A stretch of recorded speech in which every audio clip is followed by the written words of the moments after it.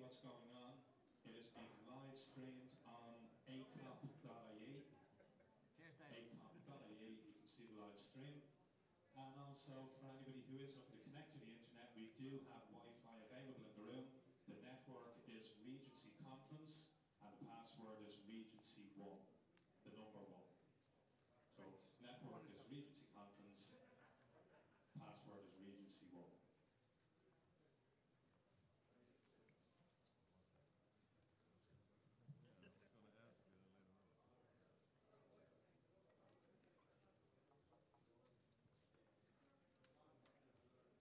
Big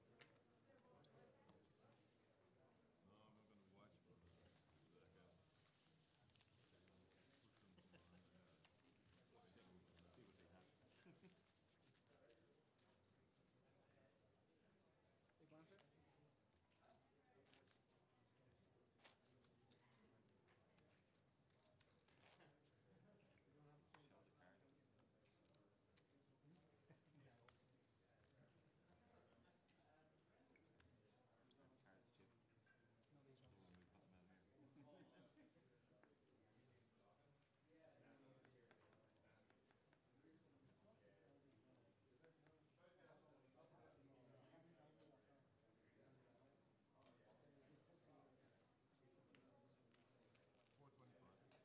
Raise the 425.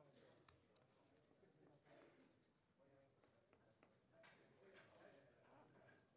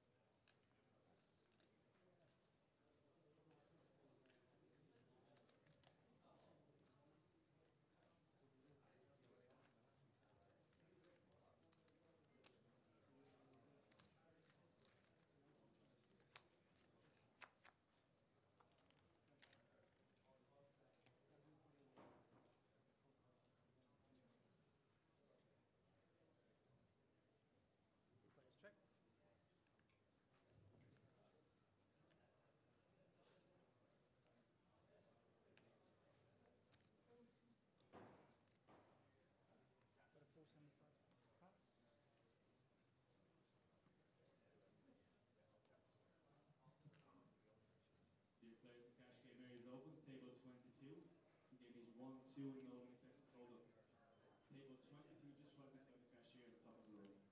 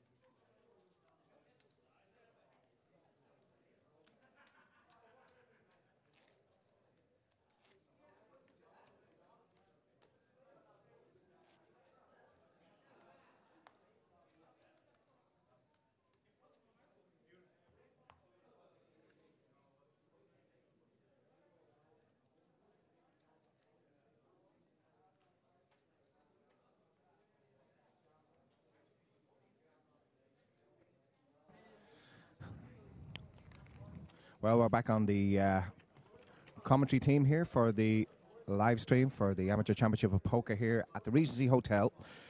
Busted the guarantee of 25k. We're up to over 30k now for the prize pool.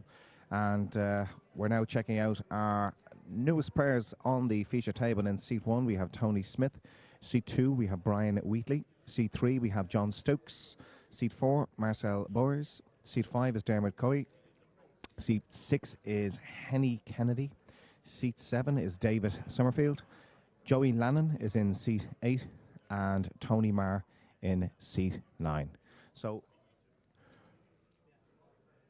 we are going to, if anybody has any questions or want any chip updates or anything like that, if you want to click into Facebook on ACOP, Amateur Championship of Poker, just put in the initials ACOP, you'll find the Facebook page there. And if you need any chip counts or any comments or anything at all pertaining to the event here this afternoon, we more than welcome all input into the game here today. So let's see this flop that's happening as we speak with a Queen 4-2. Let's pan back out to the full table. We've got check from the big blind and under the gun. Back over to seat 3, and that is John Stokes. John checking out the hand. He checks. Checked by Dermot. Henny makes a bet. Henny Kennedy makes a bet there. Nice jacket, isn't it? Smashing. Looks like 1550 is the bet. Back over to Joey Lannon. Joey calls. Option drops back over to our seat 9 player, Tony Marr.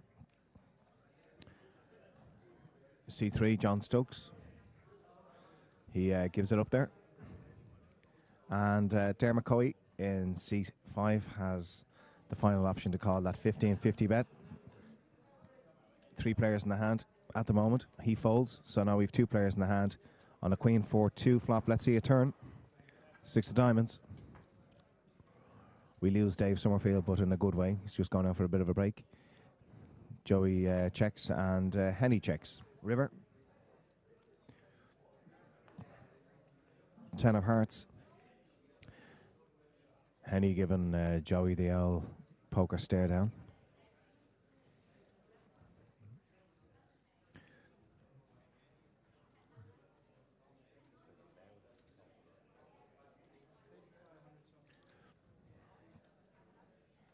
We got a bet of, is it 2.5? And a call. Let's see the 2 hands. We got 5s and we've got Queen 10 for top 2. So he had a bit of a go there in the river, but top 2 takes it, and congratulations to Henny, who takes it down. Very conservative play there with the top 2. Just he actually played it very, very well in the just the kind of check call there. A little bit defensive, but you know, he was a bit conservative in what he done there. He wasn't going to get any more chips out of him if he raised anyway. So overall, I think Henny Kennedy played it very, very well there with top 2. And Joey, well, I suppose he had to do the bet on the river. If he wants to win the pot, he knows he has to bet it.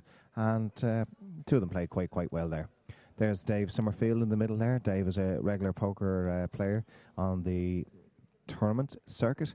And nice guy. And Dave has actually donated. We have a prize here this afternoon at the main break. We have a Celtic jersey signed by the one and only Mr. Roy Keane. And Dave has donated a prize. It's a signed jersey, Celtic jersey, and he's donated that prize for the Children's Hospital at Crumlin here this afternoon. So on behalf of everybody here at the ACOP, we want to thank Dave for his generosity, and I'm sure thanks from the Children's Hospital in Crumlin. Hopefully we can get a couple of £100 out of it for the Celtic jersey. Back to the feature table, and we've got blind on blind action, my favourite. And we see a flop. No raise pre-flop, 3-8 ace. Unlikely there's an ace in the pack there. Check. Turn. There's a 5 of hearts.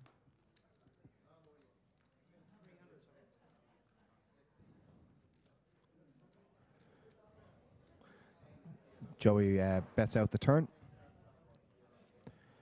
And Tony says, no, thank you very much indeed. And he shows the 8. So hit the middle pair there. So he takes down the pot there. Joey involved in that little skirmish previous hand. Just to let you know, here at the Regency Hotel for the Amateur Championship of Poker, we had 189 players playing with over 30k in prize money, and we have now got 185 players remaining. So just 4 players gone after 3 levels. Thank you very much indeed. So this is the now €30,000 Amateur Championship of Poker here at the Regency Hotel. You can still buy in at 6 levels. They're allowing buy-in till, so plenty of time if you want to get yourself here to the hotel based here in North Dublin, just past the airport. And we are seeing our feature table at the moment with Tony Smith, Brian Wheatley, John Stokes, Marcel Boers, Dermot Coy. We have Henny Kennedy, Dave Summerfield, Joey Lannon and Tony Marr. 14 minutes remaining in level 3, and then the levels will go up to 100, 200.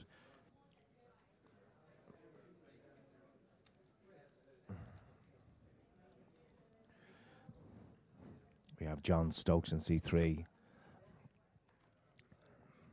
Looking every inch the poker player with a raise of 350. Marcel Boers. We see 1,000 chip in there. I'm not sure if it's a raise or a call. We have John Stokes just double checking the hand, saying, wow, do I really need a 3-bet here? Out of position. We have fold off the rest of the table.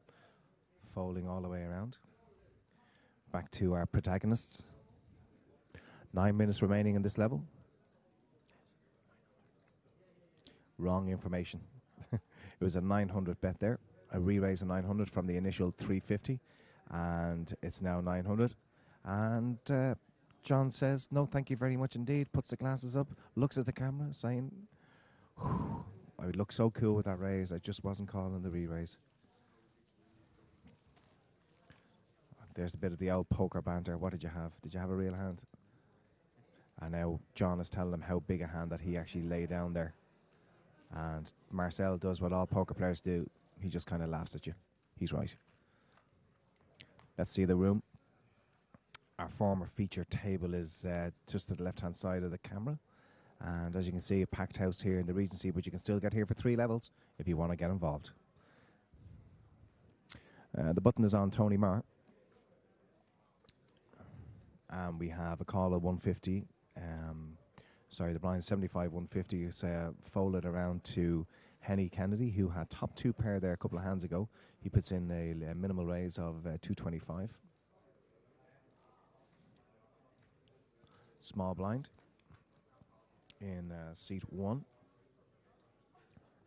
This is Tony Smith, who we haven't seen him involved in a hand yet.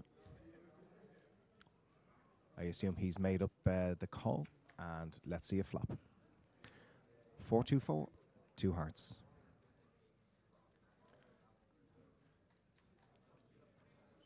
Tony checks. Henny puts out a bet of 5-2-5. We have a quick fold from Tony Smith in seat 1. And Henny in his fantastic jacket. I love his jacket. I love his whole ensemble. It's absolutely fantastic. Is that a hoodie he's got with that jacket? If that's a hoodie with that jacket, it's the best. Him and Bob too. And he's winking to the camera. This man is fantastic. He's my new poker hero. Unbelievable. Unbelievable stuff. Looks good. A cool character. Flat calls with the top 2. The man is my hero.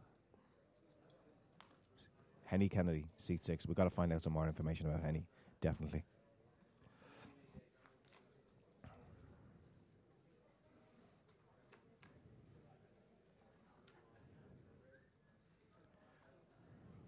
See Dave Summerfield with his phone on the side of the table. Dave would be watching maybe a movie. Look how cool Dave is. Dave puts in a bet now, a 500 bet, and he's still watching the movie while he puts out the bet. What a cool character. Could be just a flat call. Let's see what change is given. Yep, he's just flatted it. And we go to see a flop. Don't think he was raising there, but I'm still watching the TV. It's Queen, Ace, 4. 2 hearts on the board. John Stokes checks. Dave goes reaching for chips. Dave bets it out. It's 275. Is it 275? He's looking fairly pensive at John to see what John is going to do on C3. John has been involved. He's very, very active indeed on this table. And a call. Turn is the 10 of hearts. John checks. Over to the aggressor. And that's Dave Summerfield. Dave puts out a 1200 bet.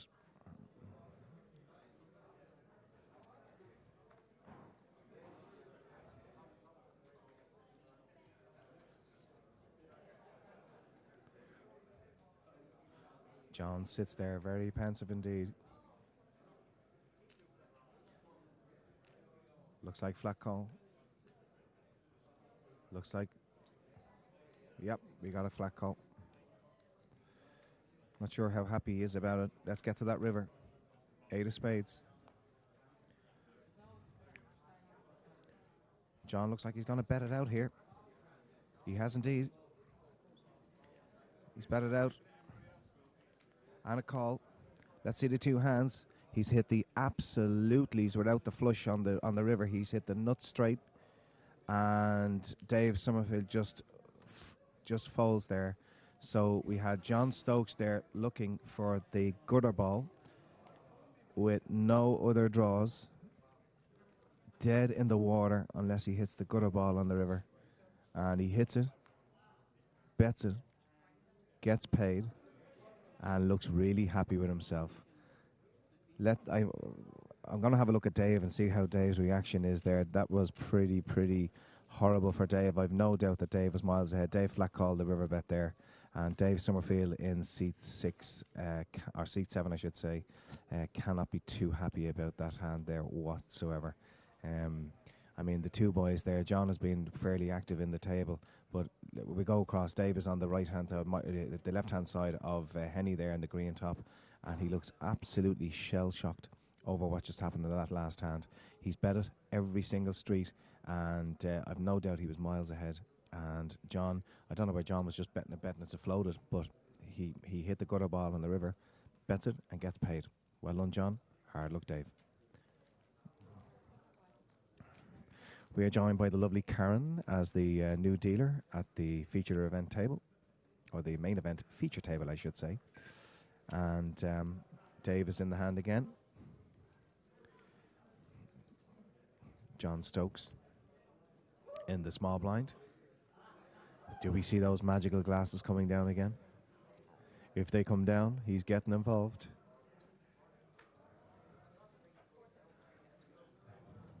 Is he going for the re-raise? No, just a flat call, 475, and the glasses are down. So we've got 1, 2, 3, 4 players in the hand. 475 raise. Let's see that flop. 10, 3, 3. 3 diamonds. Up to Dave to act first. Up to John Stokes to act first, I should say. And John comes out betting. John bets 600. Dermot is also in the hand here in seat 5. He folds. Dave Summerfield folds. And the gentleman on the button looks like no interest whatsoever in the hand. What a big tell that was. He was looking around, a bit of whooping and hollering around the room here. And it's a huge tell.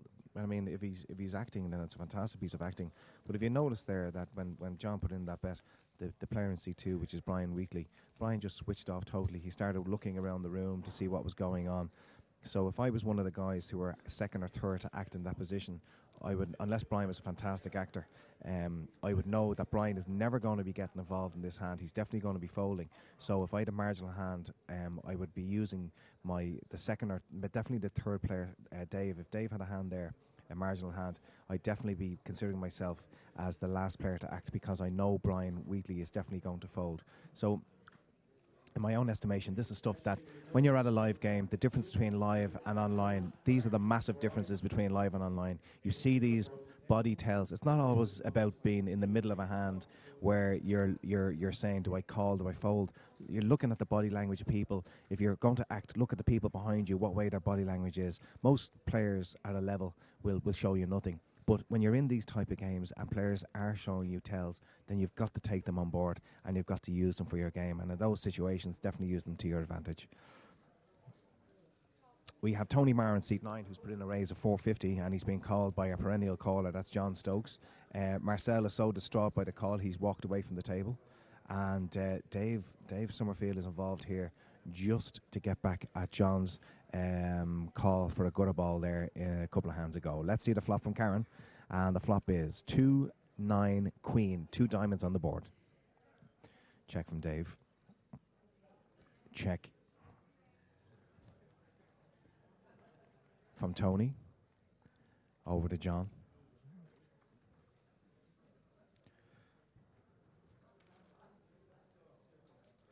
And John bets, I think it's 775 around that mark, something like that.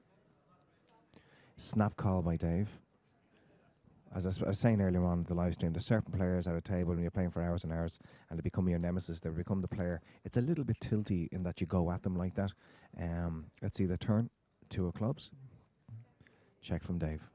John's going to bet out again. Let's look at Dave's reaction. We're going to look at Dave's reaction to John's bet here. John puts in the bet. It's around the 13.75 mark.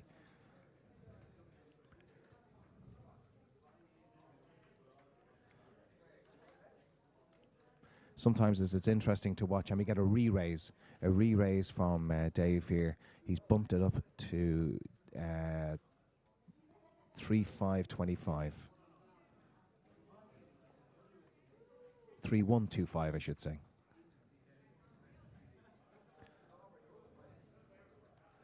So Dave is looking quite comfy again. Let's see. And John puts in a re-raise. Dave quickly gets them all in. All in here at the feature table. Back to John. John has to think about it now. He's asked for a count of how many chips. Dave looks comfortable enough. Dave definitely either has the 2 or the top pair here. I don't think he's re-raised them with the house. Dave, I don't think he's re-raised them with the house.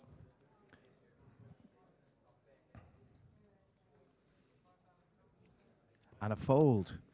Oh, fantastic, fantastic, fantastic. So we had bet, re-raise, re-raise, all in, fold. Fantastic action here. Let's get across to Dave again. Delighted for Dave, a lovely guy here in the circuit. I think he was a bit gutted by the gutter ball earlier on.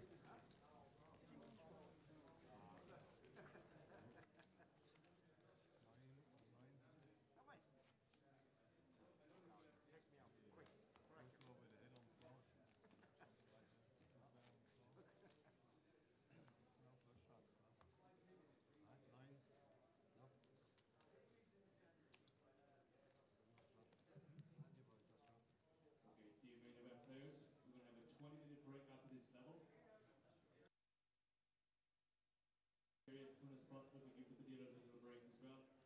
Cash Game Area open, table 22, 1-2 and over the top.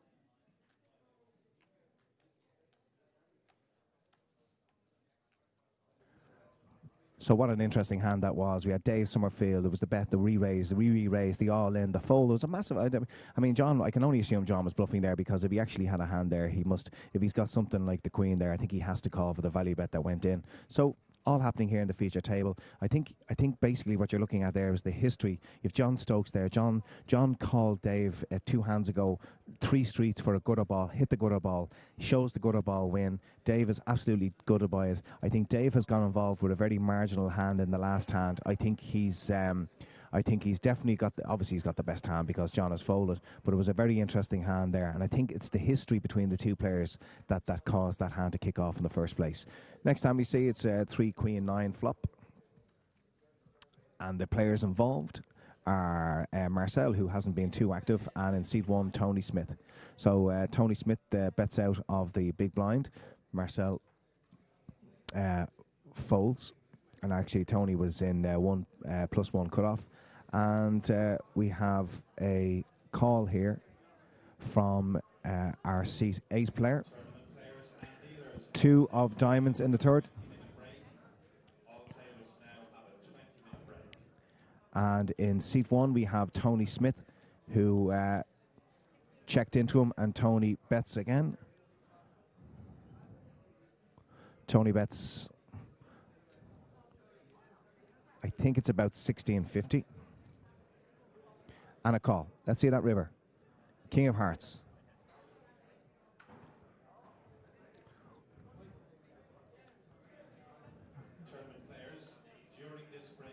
Joey Lannon has check called in 2 streets, and Joey comes out betting now 3-2, 3,200. And aces are shown down the end. I'm sure the boots are shown. Yes, indeed. King 9, top 2, absolutely tremendous fold there. Absolutely tremendous fold there. Well done indeed. So it looked like there for a moment that we might have players all in again. We've had one all in there a couple of moments ago, and that was our player. It was David Summerfield, who had been involved in the hand a couple of hands before that with John Stokes. John has been very, very active on the table. He's been involved in a lot of hands. And Tony Smith there in seat 1 gets a nice pot, shows the boots on the river. And congratulations to him. He's won a big, big pot there. Okay, we are on 20 minutes break now from the main event here. So we're going to leave you with a panoramic view of the main room. And don't forget, if you have any interest in this game, if you want to know chip counts, if you want to know how anybody is doing, if you want to give us some comments about the stream here today, anything at all to do pertaining to the game, link us up on Facebook there, ACOP. It's very, very simple. Ask any questions. If you're looking for any information, ACOP on your Facebook page, and we will answer you as quickly as possible. This is the Regency Hotel on a Saturday afternoon. There's people here fighting it out for over 30k in prize money. 30k in prize money up for grabs. And we'll be back to you in 15 minutes with our feature table.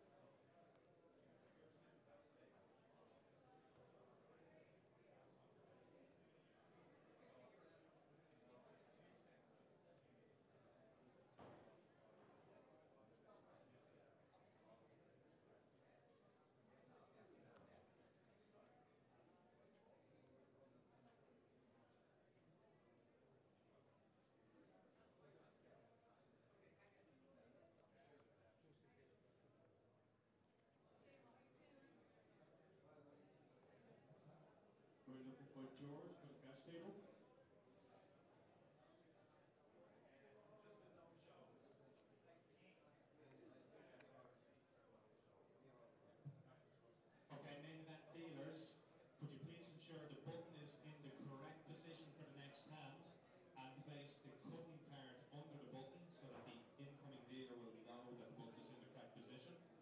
And then after that, you may leave for break, and please return when there are 3 minutes remaining on the clock. Guys, if you don't come back when there are 3 minutes remaining on the clock, then at the next break we have to make it 4 minutes. So please respect it. We have given you the extra little bit of time. Please come back when there are 3 minutes remaining on the clock.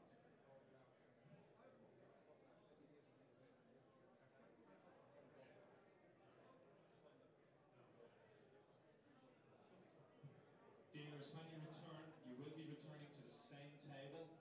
When you return, you will be returning to the same table.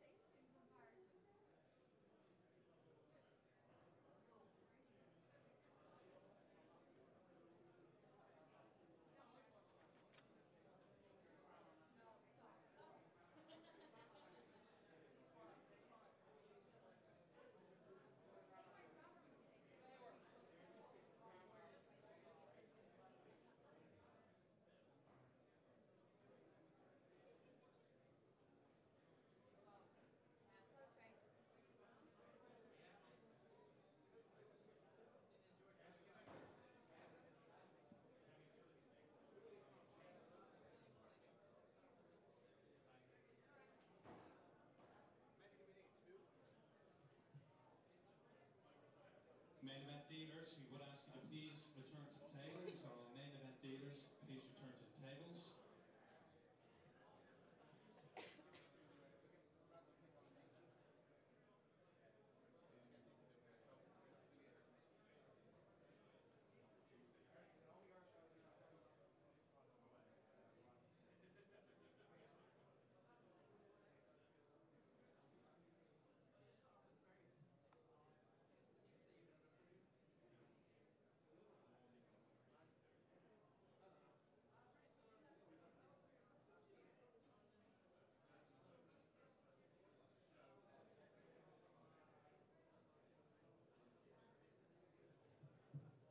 Main event players, you're welcome to come and take your seats. Your turn will recommence in just over 2 minutes. All main event players, please come and take your seats.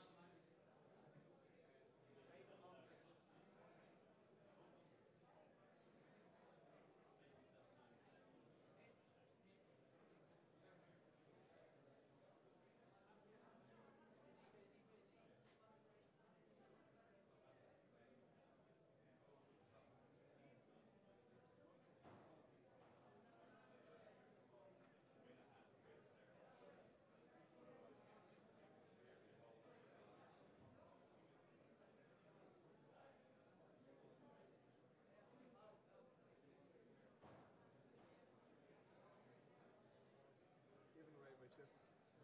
Giving away my chips.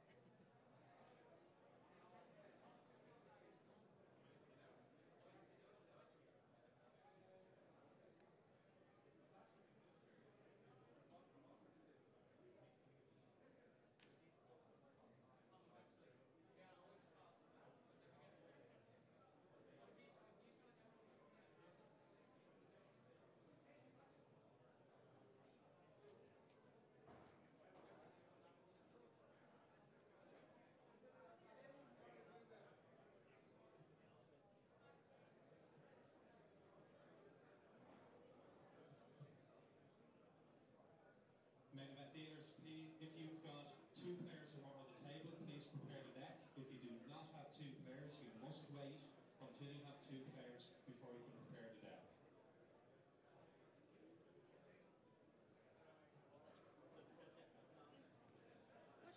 Ladies and gentlemen, just to let you know that our friends from Irish Ice Poker have given us some t-shirts to give away. And what we're going to do is we're going to randomly pick a number of the players who've been registered here this afternoon. The first winner of our t-shirt, our Irish Ice t-shirt, is Noel Murphy. Noel Murphy. Also, just to let you know that we have another t-shirt to give away over the next couple of levels. And the winner of the t-shirt, if anybody wins a hand with pocket threes, if you get pocket threes, you win a hand. Please let it be known to the tournament director, and you have won our next Irish Eyes prize. T-shirt. Okay, dealers, if you're ready, shuffle up and do Win a it. t-shirt if you win with a pair of sleeves. Noel Murphy, you won a t-shirt.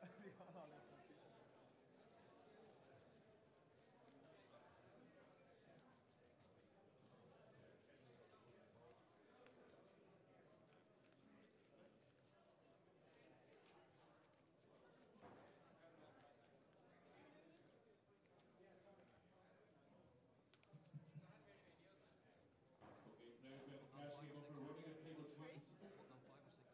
Cash game up and running at table 22 at the end of the hall. Just so I decide the cashier. The game is 1-2 known in total.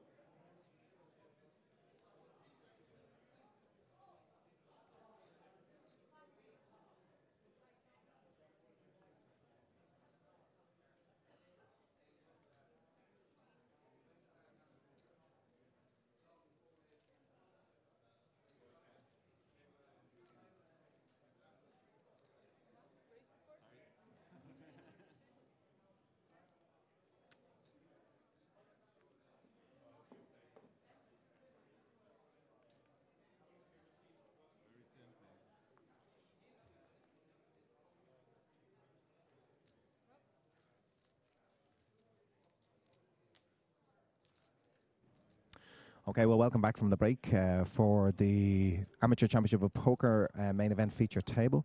Once again, we have in seat 1 Tony Smith, seat 2 Brian Wheatley, seat 3 the very, very busy John Stokes, who's just put in a raise there. and he's being called by Joey Lannon, who was involved in a couple of big hands. Let's see how the flop is going. It's ace queen 9-6, back to the action. See John reaching for chips. He looks like he's put out 1600. Joey Lannon just double checking his hand. Let's get into Joey. And Joey says, no, thank you very much indeed, and throws the cards into the muck. And John Stokes, again, takes down a nice little pot. John was involved in a big hand about 15 minutes before the break there with David Summerfield. They had a bit of previous over the couple of hands. And a 4-bet and then a 5-bet shove all in by Dave Summerfield. And John obviously had absolutely nothing of it because he nearly had to call if he top pair or the 2. It was a queen 2-2 kind of board, and totally missed, and he folded. So very busy table here on the feature event, at the feature table I should say, and the button is on the beautifully dressed Hanny. We have Dave and Joey in the small and big, and Tony Smith won a nice pot at a pre-break with aces. There's Henny looking gorgeous. Henny has now introduced this cap. He was beautiful beforehand. Now he has the cap. He's getting more beautiful in my eyes. Absolutely spectacular. Jacket, the hoodie, the beard, the cap, and he's a cool dude as well. He likes to give the little wink to the cameras. He's got it all. He really has. So our blinds are now 100, 200. I assume we have an under the gun raise there from Marcel Bowers. Option is back to John. John has now gone from a mobile phone. He's now gone from a mobile phone to a full-blown tablet. It's fantastic. And we get a call from John there. So we've got 3 players in the hand. John, Marcel, who is the initial raiser, and Joey Lanham. John and Joey are very, very active at the table. The flop is 4, 9, queen, all spades.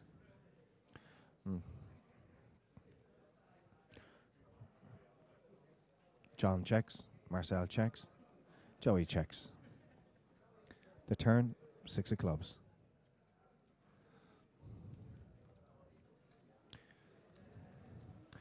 We got check, check, and Joey Lannon decides to bet. Let's go back to the 2 guys involved in the hand here. Let's get a close-up with John, who says, no, thank you very much indeed. And Marcel, who is the initial raiser, also says no. So, well done to Joey Lannon, who check the flop, and then in position, bets out the turn, and takes down the pot. ACOP Saturday afternoon. Don't forget you have the full 6 levels to get involved in our game here this afternoon. We're well over 30k in the pot, and for €200 you could take home part of that prize here tomorrow evening.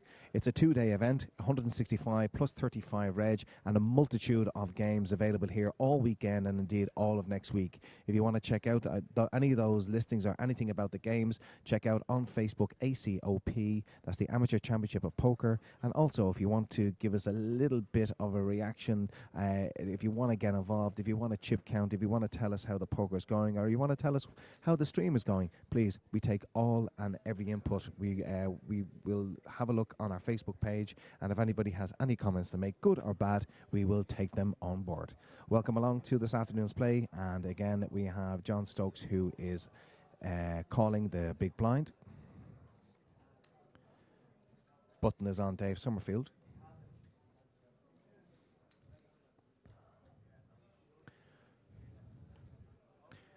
Dave is out of the hand. We have Dermot Coey. Dermot in seat 5 has been very infrequently in the hands, so a very tight player, and there's a flop. We've got ace, ace, ace. Fairly pretty to look at. And Joey Lannon decides to bet it out of 700. I put Joey on a king here. Tony Marr in the big blind folds. A fold here from Tony Smith at seat 1. John Stokes, flat calls for the 700. And Dermot. As I say, Dermot's probably been the most inactive player at the table. Seems fairly tight. Not sure what he's. It's, you know, he's in mid position there and he's called pre-flop. Against the blind, like, you know, the button and the blinds. 6 on the turn.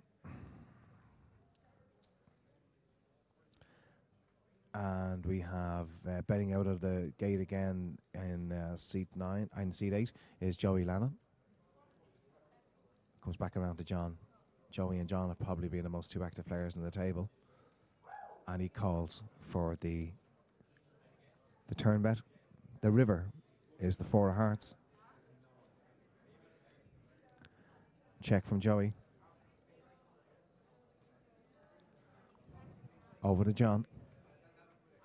He must have lost his glasses. He found a tablet, but he's lost his glasses. I'd wonder where the glasses are.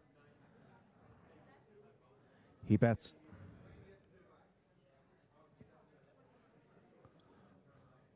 It's a 5,000 chip, so I'm not quite sure. I suppose value bet about 2.5 or something like that. He gets a call. Let's see those cards, boys. Joey shows ace queen. He has it, of course. And we don't see the other cards. So we have John Stokes there with the ace queen.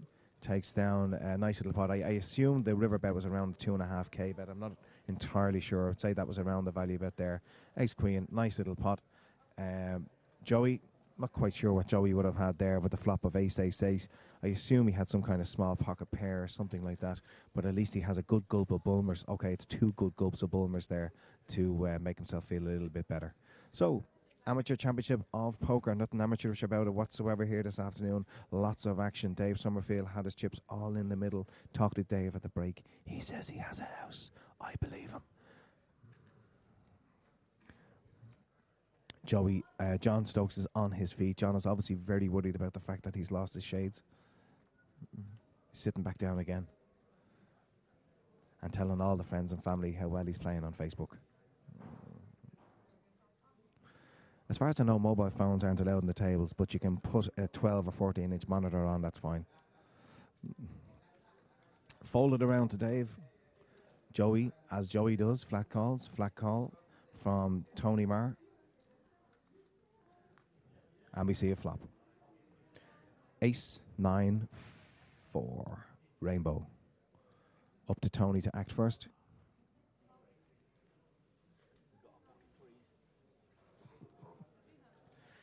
We have a bet of 500 off the first to act here, and that is Tony. He bets 500 on that flop. And we get a re-raise from the button, and that is Joey Lannon. He pushes all in, I think, for 7,200. And he shows the 4 of spades. Well played, Joey.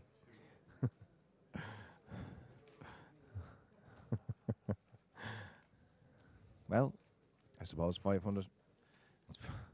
Small blind. How is he going to call on that flop? What a push.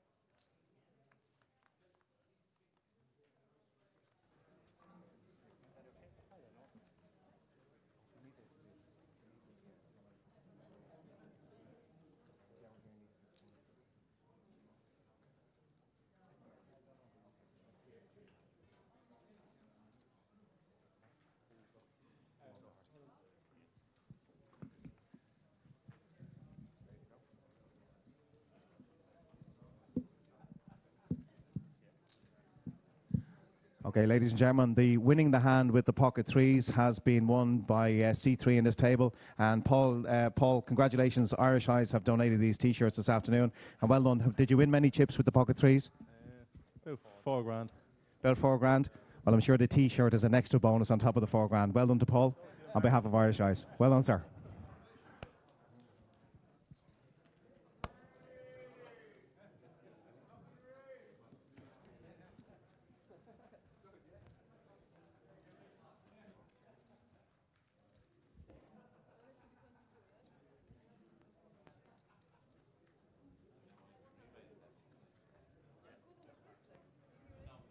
Okay, we're going back to the feature table now in a few moments. There we see on C3, Paul Doherty takes the Irish Eyes prize there. Many, many thanks to Irish Eyes, our affiliate here this afternoon, for donating lots and lots of T-shirts and helping in this amateur event here this afternoon. We have a flush here landed by... Let's see who the chips go into. Joey was involved in the big hand there, and Joey takes it down with the flush.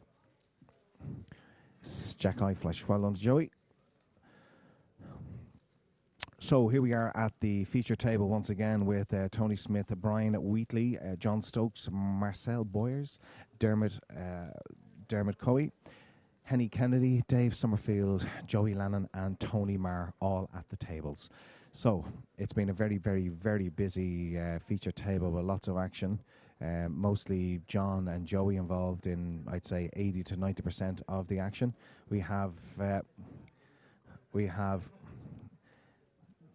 Joey showing himself there. So that is absolutely fantastic.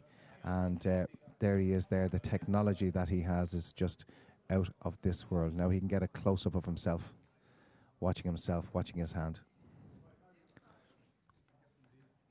Well, John, how do you think you look? Do you look good? Good lad. Let's get back to the poker. We got a full fold around to seat one now, and seat one is Tony Smith. Tony's impressed me with his play here this afternoon. I think he's played very, very well. Raised the 600. Full fold, and fold to John, who is still absolutely enthralled with himself on our live stream. Yeah, I think Tony Smith has impressed me most, I think, at this feature table. I think he's played tight. It's good to see he's getting off the smokes, and he has... Tell me about these inhalers. You know, these inhalers, there people are sitting there at this poker table, and, you know, they blow the smoke into your face, and they say, but listen, it's not real smoke, so it doesn't matter. But the fact that somebody blows smoke of any description into your face, please, people out there giving up smoking with these inhalers, anybody who doesn't smoke, we still hate people blowing anything into our face unless we pay a lot of money for it. That's a different story. Okay. Still showing himself off there, Dave. There he is. Look at him. Absolutely fantastic. That's a camera in a camera in a camera in a camera. We have a raise here from Dermot Coey in seat 5. Dermot hasn't raised an awful lot, so I'd be highly respectful of that raise. Tony's getting the jacket off. It could be fight and talk now. Full fold round to John, who just cannot help himself but call in the small blind. Marcel, who has come across as quite a tight player, has called. So we got a call there. Looks like a 750 kind of bet. And let's see a flop. 9, 10, 10, 2 hearts on the board. Our pre-flop raiser does the C bet now, continuation bet. And he puts in 1,000 chip. And we have a call. So it looks like an 850 bet. I see the change going back in. Even I can work that out. And we see a turn. My God, 8 of hearts. What a card. Check, check. River, 2 of hearts.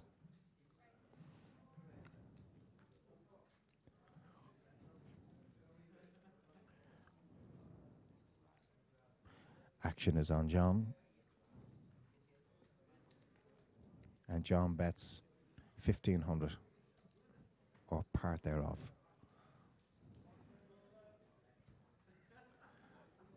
Joey doesn't like it. He doesn't like those 4 hearts. Doesn't like it at all. It's a dangerous board with any kind of hand there whatsoever. And John is flashing. I think I saw an ace of hearts there. Think I saw an ace of hearts there as he flashed his cards. So takes another pot down. It's a good table, this feature table. I like the dynamics of it. I like the mixture of kind of tight and extremely loose players. You know, I think Tony Smith has impressed me most on this table. Brian Wheatley, I actually forgot Brian was even at this table. I don't think Brian has played a hand since I started watching the game. John Stokes has been involved in everything, including serving the dinner breaks, the lunch breaks. He's involved in other hands off the table, on the table. He's after finding his glasses again, which I'm very happy about because I know he was very worried about them. And Marcel Boyers has been tight enough. Dermot Coy has been really, really tight, and he's just after losing a hand there. It'll even tighten up a bit more. Joey Lannon, who's just made a raise there to 800, he's been involved in that. He's been very aggro at the table. And Tony Marr, well, Tony has been involved in a couple of pots, not too much. A raise of 800 there with Joey, and a full fold Brian Wheatley back around to John.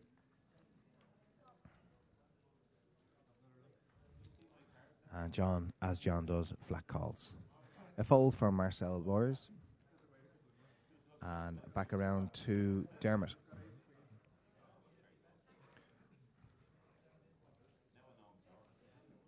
I think Dermot's looking for help. No. I think Dermot got confused where he was there for a second. Didn't even realise it was him to act, I don't think.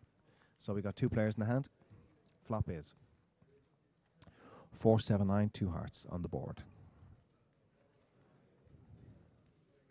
Straight away we see him reaching for chips, and that's Joey reaching for chips there. He makes it the same bet again, I think 800, and he gets a flat call from John. The turn. King of diamonds.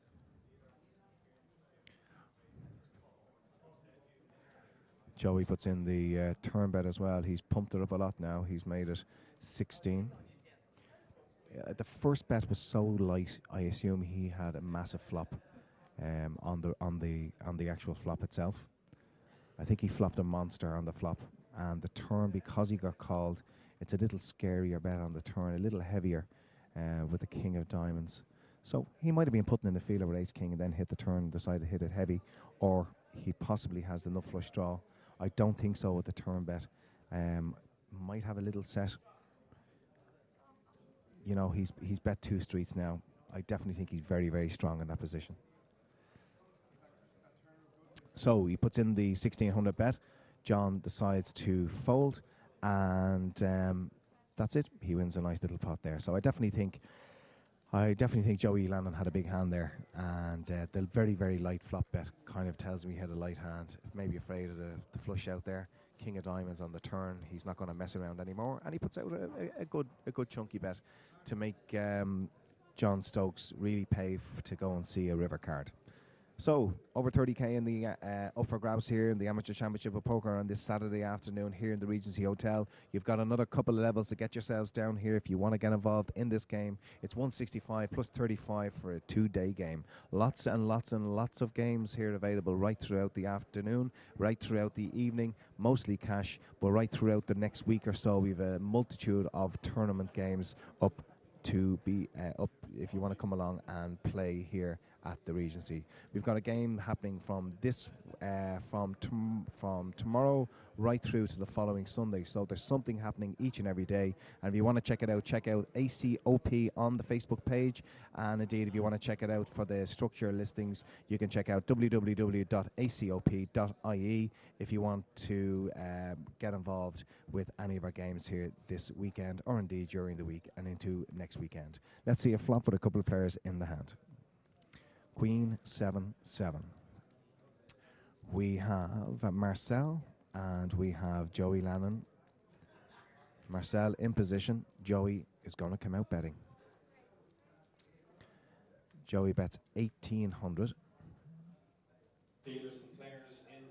Marcel quickly folds. Joey wins the hand. At all times, have that medium ID card beside your chips. If you do not have that beside your chips, Joey and John Stokes have been by far the most aggressive, busy players at the table. Dave Summerfield was involved with a couple of skirmishes very, very earlier on, and he hasn't really got involved since, but he won a lot of chips there earlier on. I'm looking at Dave's stack there. Dave has approximately about 24, 25k. Joey has been involved in a lot of hands as well. Joey has the two 5,000 chips you see there. He's got the 4 reds, 14, 15, 16, 17, 18. He's got a little over 19k in chips. So still there, all to play for. Joey's been really, really active here at this feature table, as has John Stokes. The button is on Dermot. First is Joey, and Joey flat calls under the gun. Dave is going to fold. He said, "Hold on a second. No, I'm right. It's the right thing to do is to fold." Let's get a view of all the players. Yes, indeed. And there's Tony Smith. Tony has been very not aggressive at all. Brian Wheatley. We're going to have to pump something into Brian because Brian hasn't played a hand since he sat down at the table. John has played nearly every hand since he sat down at the table. Marcel puts in a raise to 600, I believe.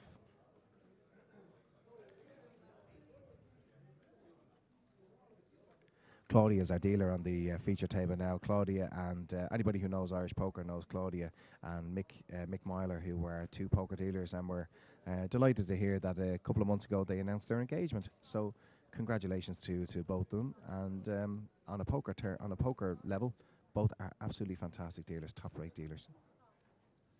We have a couple of callers here now. Let's get the full view of all our players involved. So we've got Joey involved, we have John, Marcel, and we've also got the very flamboyant but ultra sexy Henny Kennedy involved as well. The flop is Queen, 6-2, 2 diamonds.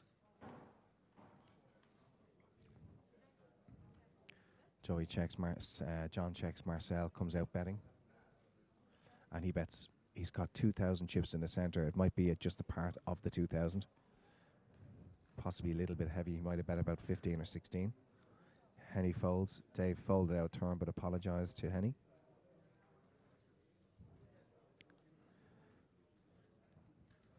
John folds. Maybe he doesn't. Joey, it's up to Joey now. Missed Joey's cards there. So we had 5 players actually calling the pre-flop raise here. And on this board,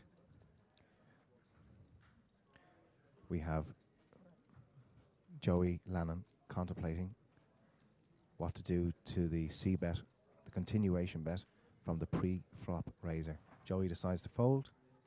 Back around to John, who's going to do what John does best. And he's going to chat away. And once you see the smile and the laugh and the chat, you know they're always going to fold. They never call in those positions, ever, ever, ever. I've yet to see a man who chat away to you, laugh, grin, pick up his cards by the top and actually call or raise you in that position.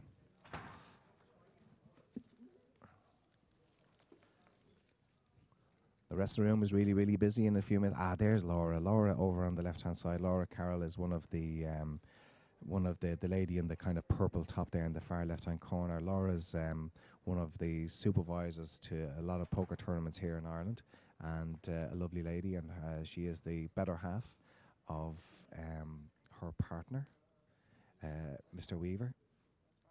Yeah.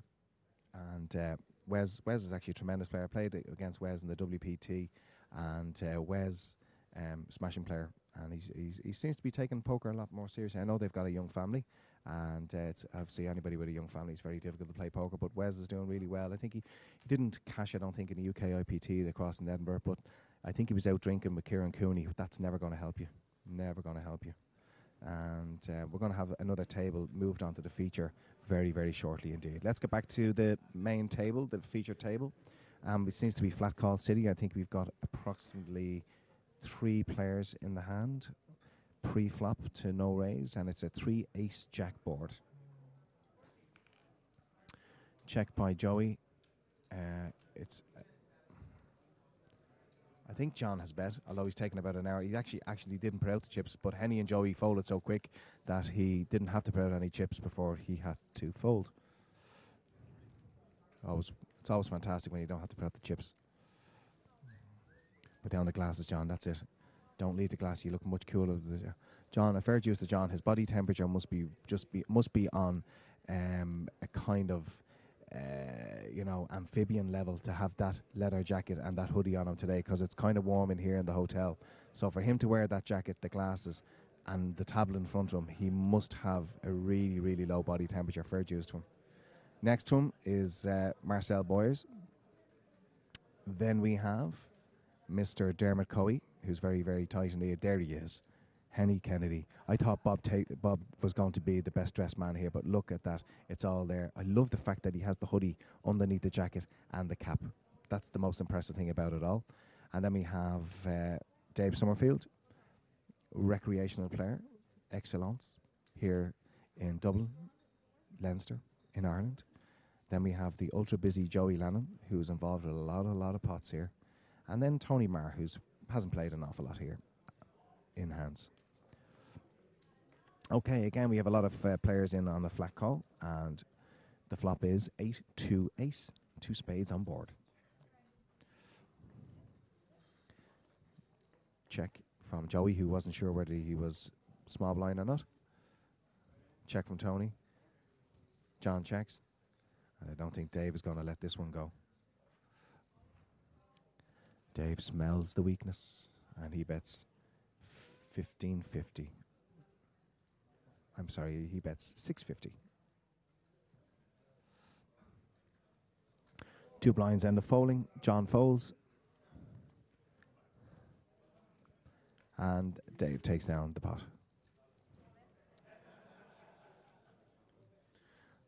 Table right behind me here, just hearing an all-in announced with Karen, our dealer. Just waiting for a response. Just heard that on that table there. We just see on this table, I heard all-in announced on the table. So people are looking over to seat, I think it's seat 6 for a response to the all-in. And now we have a dealer coming behind, and we're going to have a push on the dealer. It all happening on this table. Look at Karen there, the ultra professional as the dealer. All-in was announced on this table approximately a minute ago, and we're waiting for it's the player in 5 or 6 still has to act off it. And a call, an all-in on a call. We got an all-in on a call on this table. Obviously, we're fairly far away from the table. I'm just waiting for reactions from the players. We're definitely going to see a big pre-flop action here. I'm going to go over. The all-in on the call on the table is we've got pocket 10s versus jacks. Pocket 10s misses. Jacks stand up. Jacks win. We lose a player. Unlucky. Big call pre-flop there. Jacks against 10s. And we lose a player. Back to the feature table.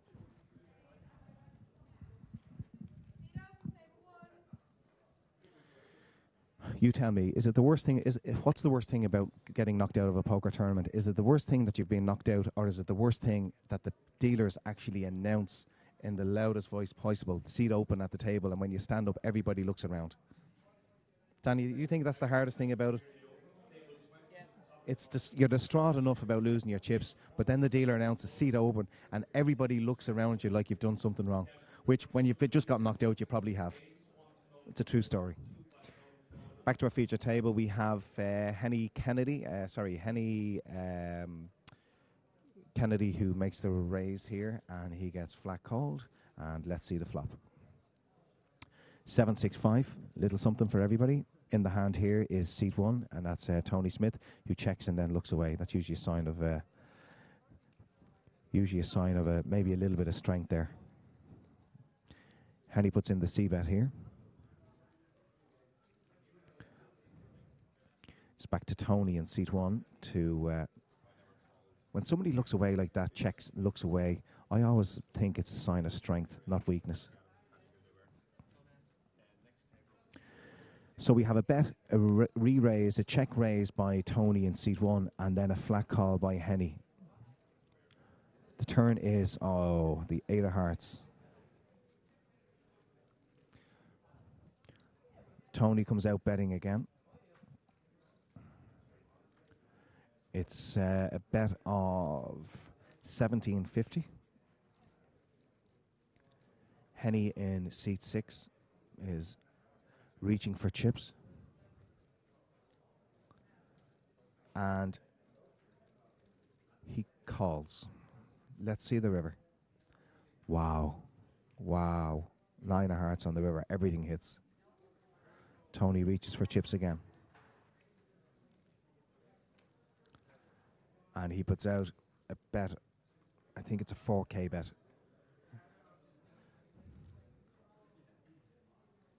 It's actually four and a half. Okay, I'll upgrade that again. It's 5,500 bet on the river from seat 1, Tony Smith. Henny is asking for a count. He's probably like me, can't count.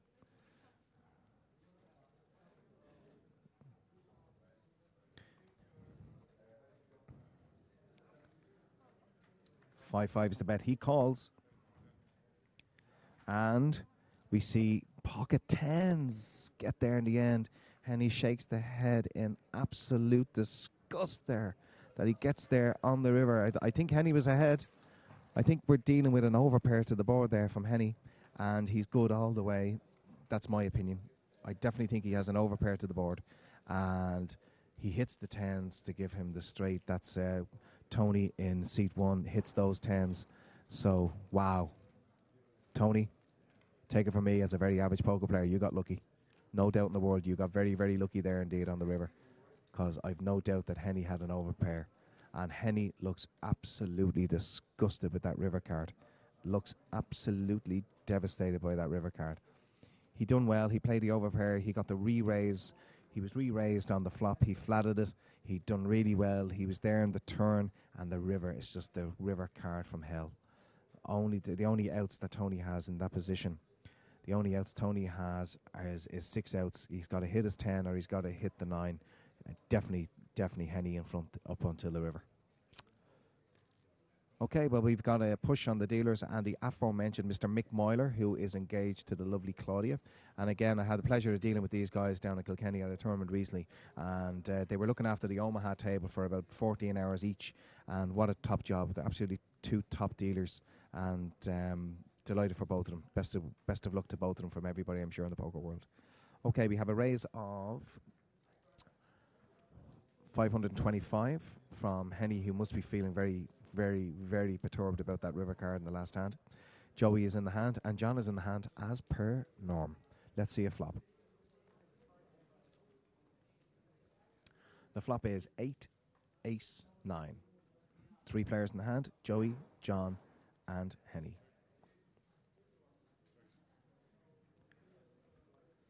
John checks.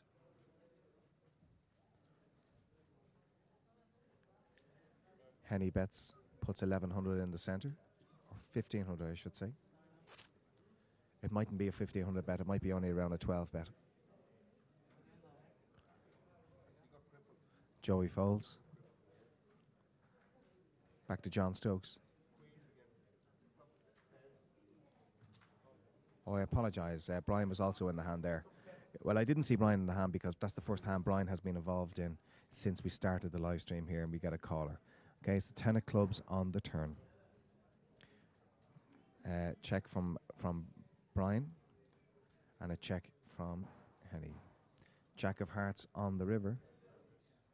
Check, check. Let's see the cards, boys. Okay, we see Brian with Jack 10. Henny flashes a pocket pair. Oh, it's 8-9, so he's got the 2 pair. Wow. So, you know, the hand played itself. Brian flopped the up and down. Henny had middle and bottom pair. The turn was a huge card really for both players, and he gets lucky on the river. So, you know, Brian got lucky on the river, but I mean, he'd every legitimate right to still be in the hand there with the up and down on the flop. So I think the hand played itself, and I think both boys played it fairly well. Henny must be feeling very, very tilty at the moment, though, because he's had what I think was an overpair to the board in the previous hand, and has had 2 pair flopped after getting runnered to be beaten by a better 2 pair. Hard luck, Henny, but keep it going. You're looking fantastic. €30,000 in the Amateur Championship of Poker here in the Regency Hotel on this Saturday late afternoon. We're here for a 2-day tournament with a multitude of other events taking place right throughout the week. Flat call from Joey. A little bit of confusion over these membership cards. Just to clarify, the card that has the barcode on it can stay in your pocket for any future events where this software ticketing system is there. If anybody has any comments or any input to the game here and you want it go live on the stream, just get onto Facebook and give us some information there on the ACOP on Facebook. If you're connected to Facebook, it's ACOP in Facebook, and you just come back to us and give us any information. If you want to know about chip counts for individual players, if you want to know anything about the action that's taking place, if you want any information, any way whatsoever pertaining to the event, just let us know on the ACOP on the Facebook page.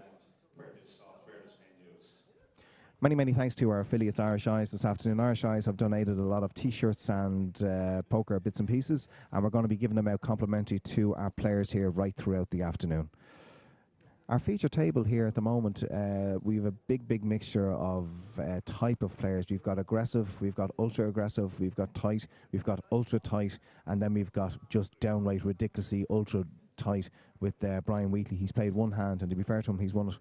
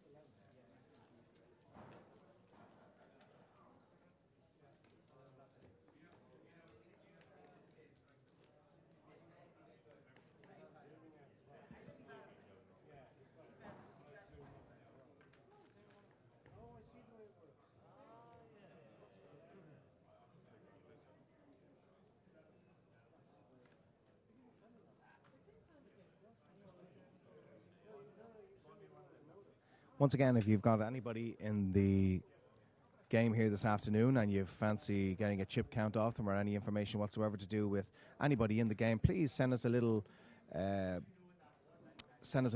post on the Facebook page, the Amateur Championship of Poker page, and we will endeavour to get chip counts or any other information that you want here this afternoon.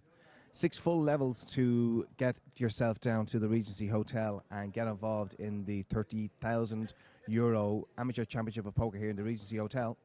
So you still got about an hour to get down here and get yourself registered and involved.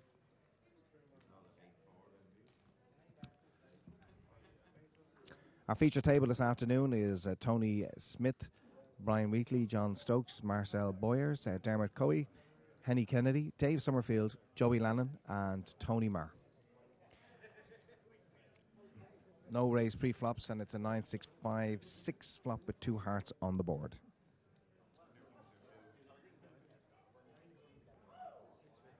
Dermot has decided that he's seen enough and he wants to come out and bet. He's put 1,000 chip in. Might be a little lighter, might be an 800 bet.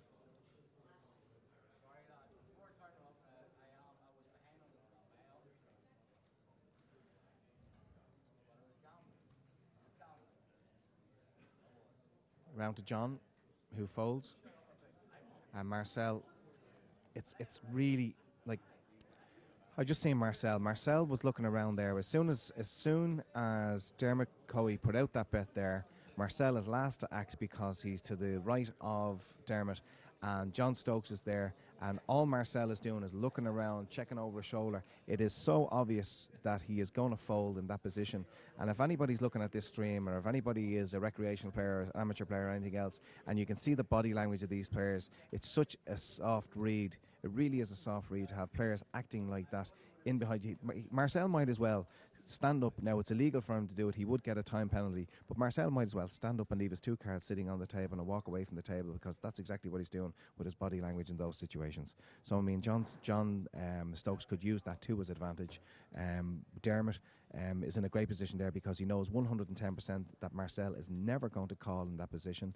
And John is in a position there where if he's got a marginal hand, he knows that he's never, when you're middle to act there and there's a player still to act behind you, it makes your decision much more difficult to make when you've got a player still to act behind you. But with Marcel looking around, practically walking away from the table before it's his turn to act, it makes it so much easier for the person in mid position to make a very light call. That's my rant, and that's it over with. Okay, let's get back into the action again, and we have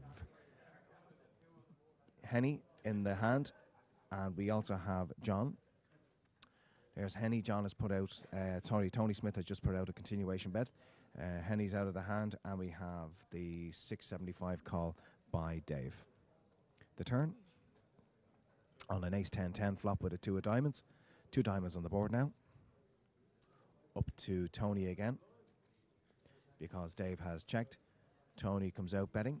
I think it's around a 12.50 bet. 12.50 on the turn.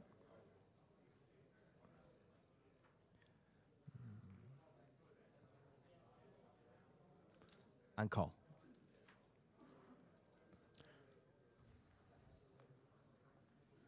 River is a king of diamonds.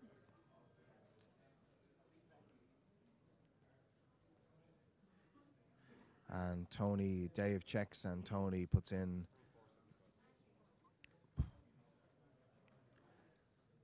a bet of 2,475.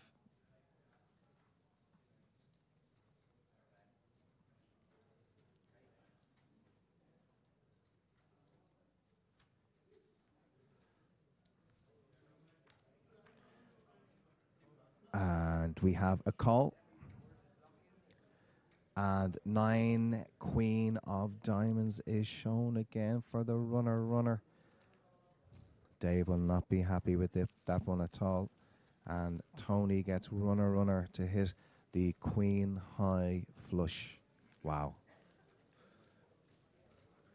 Dave will be absolutely gutted about that one again. I can see it in his face.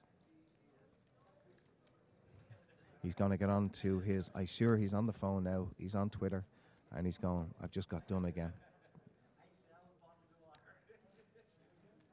He looks devastated by it. It's fairly floaty by Tony, but it worked out in the end. And of course, when you hit those hands, you put in the value bet, you get paid. Unlucky, Dave.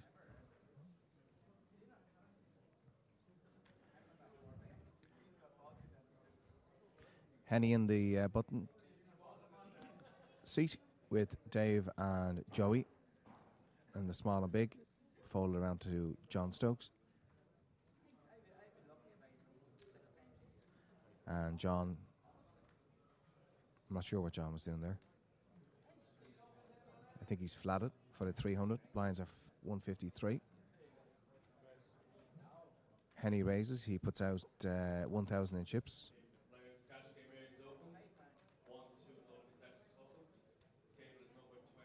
Dave folds.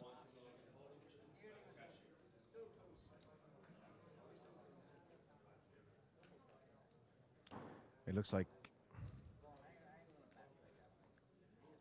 well, he's put out the 1,000, so there's actually 1,100 in the middle there now from Joey. Yeah, I knew he was a bit heavy, so it was 1,000 raise, and it's called. I'm not sure. I wasn't sure why Joey was putting out the 1,000 that time. And in seat 1, Tony Smith also calls for the 1,000 pre. There's John to his left, and John flat calls. So we're going to see a flop. We've got 4 players in the hand. Should be exciting. 7-7-5, 2 hearts on the board.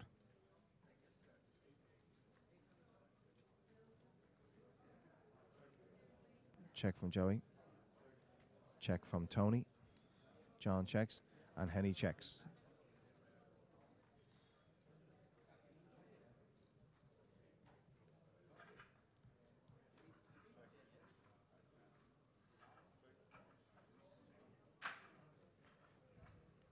Just have a little technical issue with our software here at the moment.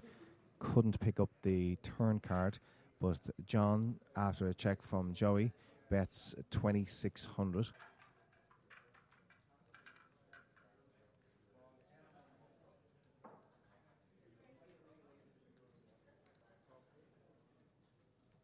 And it's called by Joey, and it is followed by Tony. So the turn was a 2 of clubs, so it's 7-7-5-2, 2 hearts, 2 clubs. The river is a king of spades. King of spades. Joey checks. It's approximately 9k in the pot at the moment. A little more even. And John puts out a 5,000 chip. I'm not sure how much of that 5,000 chip. Probably the lot. It's a 7-7-5-2 board. 5,000 river bet, and he folds. John Smith wins the hand.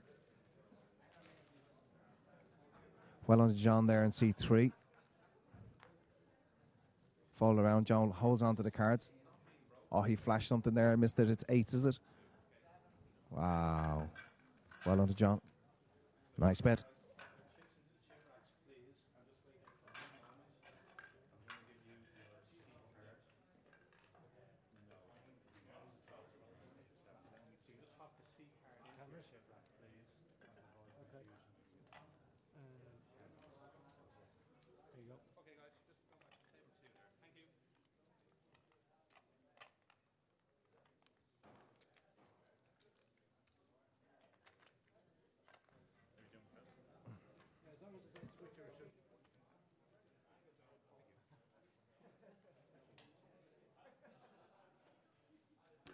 Okay, we are now switching over tables from our feature table. It was a very exciting. There was a couple of all-ins there, a lot happening. Brian Wheatley only played one hand, which he won. John Stokes and Joey Lannon were involved in every. Brian, is Joey a relation of yours? Really? Okay. So we're going to switch feature tables now, and we're going to get a fresh batch of players onto the table. I have to say that John and Joey were very entertaining, purely down to the pure aggressiveness of the players. Tony Marr. Yeah, Tony did okay when he got involved. Dave had a very up and down kind of table. He had a couple of runner hands that hurt him badly, but he got them all in against John, who decided to fold to the 5-bet shove. So very, very interesting indeed.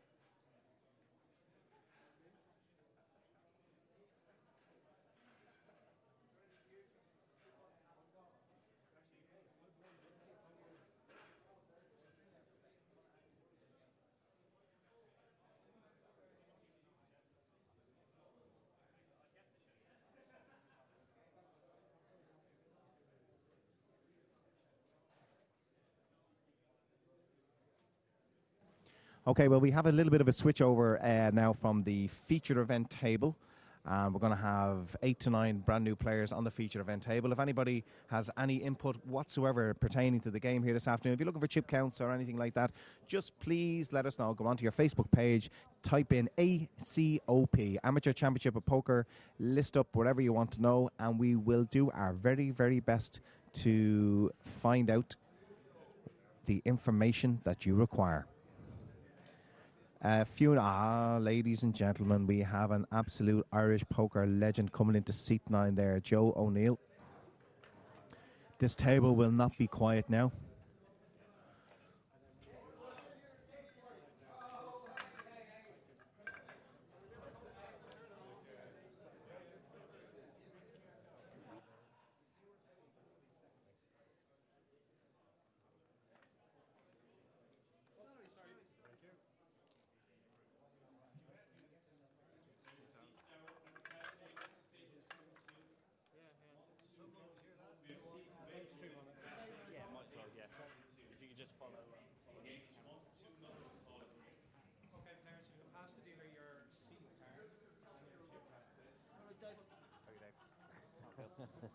Any quick words? Yeah. No. Not you, Dave. You're not. Henny, how are you doing? Oh, hi. How are you, Philip? Hi, Philip. We're all very impressed with your play. We were talking. I know you don't want to talk about. Did you declare your hand that time when the straight hit, when the 9 hit on the river the last time? I assume you had the overpair. Yeah, of course. I played queens there, and because of the straight on the board and the way he was betting before, well, of course, there's always the possibility he played tens there, but. I like the fact that when he 3-bet you on the flop there, you stayed with the hand. You didn't get away. I assumed he only had the 6 outs, and then he hit obviously on the river. So I think you played it perfectly. I just think you got really unlucky. Henny, let's get into more interesting stuff. Where are you from? I'm from Holland. You're from Holland. I voted you. I thought Bob was going to be the best dressed man here in the Scottish outfit, but you have outdone him. Not only I've talked about your jacket. I've talked about the fact that the beautiful cap as well. The hoodie with the jacket is fantastic. But can we have a check? Can we check out your shoes? I believe they're fantastic. Well, actually, I'm kind of a girl with shoes. So. You're kind of a girl with shoes. That's okay. We all like girls with shoes. Can we come around here? Give us a look at this.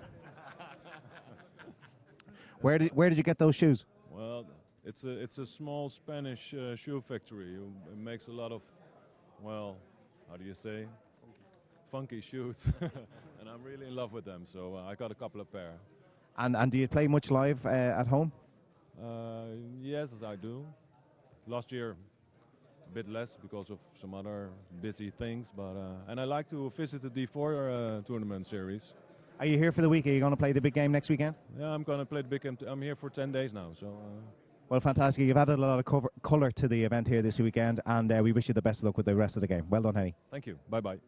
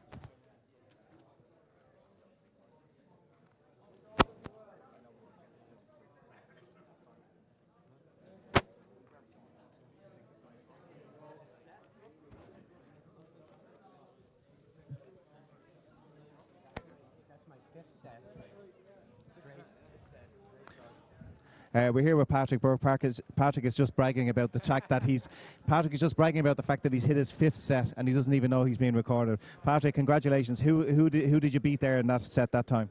That fellow who just went away there. So we actually lost the player, Patrick. So we don't mind. You can brag. You're allowed to brag about it when you lose him when he's not actually at the table. It's not bad po to get. Patrick, where are you hailing from? Offaly, Tullamore. From Offaly, Tullamore. I thought you're looking fantastic. I was just talking to Henny over there in the corner. And do you play much live poker? I do. And where would you play? I tend to play at either the Fitzwilliams or at the Emporium. Fitzwilliam or the Emporium, two of the big tournament venues here in Dublin. So you're doing okay, I can tell by your chip count. Well, I got my first straight flush today against a nut flush. Then nuts flush. Well, yours basically was the nut flush. So he had the ace high flush, and you got the straight flush. I did indeed. So your fifth set and the straight flush. So how's the day been going for you so far? Ridiculous. Absolutely ridiculous. Well, listen, Patrick, we wish you the best of luck with the rest of the tournament.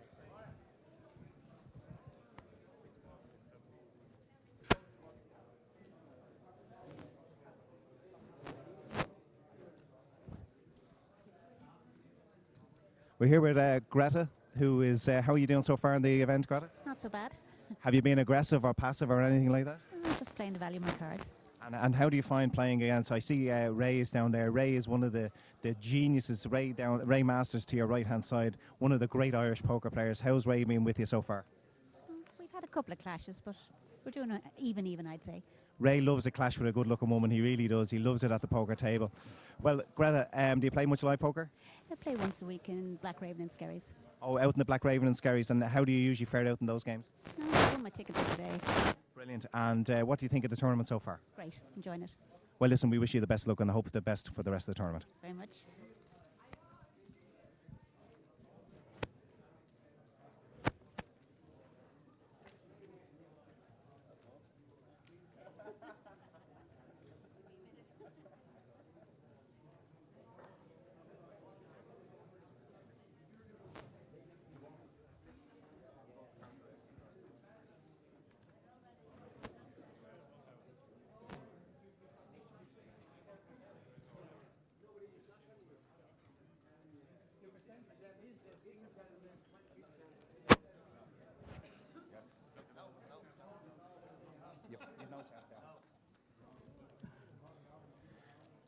Well, here we are with Damien Hayes. Damien is an extrovert. He loves to be in the middle of an interview here at the poker table. Damien, how's the event going for you so far?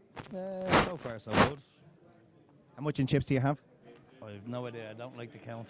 You don't like to count, do you not? You only like to count the money at the end of it if you cash. That's it, yeah. And where do you usually play regular, Damien? Anywhere they let me in. Are you barred out of many venues? No, I still love the pub games, but I love coming to these. Like 2-day, 3-day events, they're good. And it's not bad value at all for a 35 for the 2-day rage, is it? It's brilliant. Well, listen, you seem to be doing okay with your chips at the moment. You seem to have plenty in front of you. Best of luck, Damien. Cheers.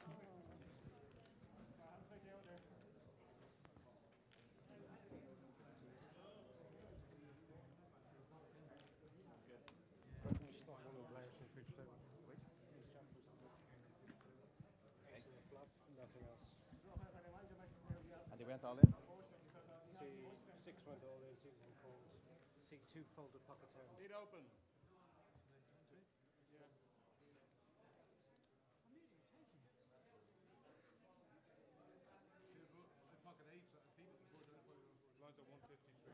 Okay, we just, I believe, unfortunately, missed a massive amount of action there on the feature table. I'm informed that we had Ace King, Ace Jack, Pocket Tens, and Joe O'Neill in seat 9 is declaring that he had Pocket Eights folded. So it was a lot of action happening there on the feature table, and we lose a player off the feature. I'm just awaiting the lists for the new batch of players that are on the feature table. Recognize a few faces. The player that went is the gentleman that I believe wrote a poker book a few years ago on the theory. Danny might be able to help me. The chief? Not the chief. Where is the chief? The chief is dead. Long live the chief. I haven't seen the chief for the game. He usually loves a D4 event. So I'm amazed he's not here with us this weekend. Hope he's well. In this hand, Joe's very, very short stacked in seat 9.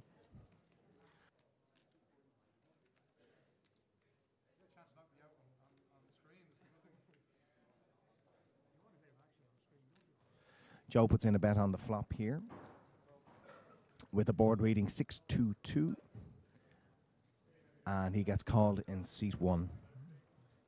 Joe O'Neill in seat 9. Joe's had a lovely run of results in medium buy-in games in the last few weeks. 2-2-6 king on the turn, king of hearts. Joe's checking, check, and the river is the 9 of hearts.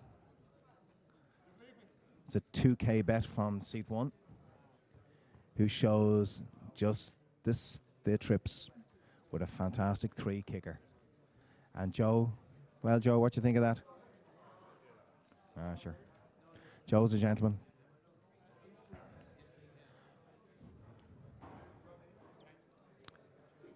Feature table. Dealer changing time. We have Adrian back on the dealing.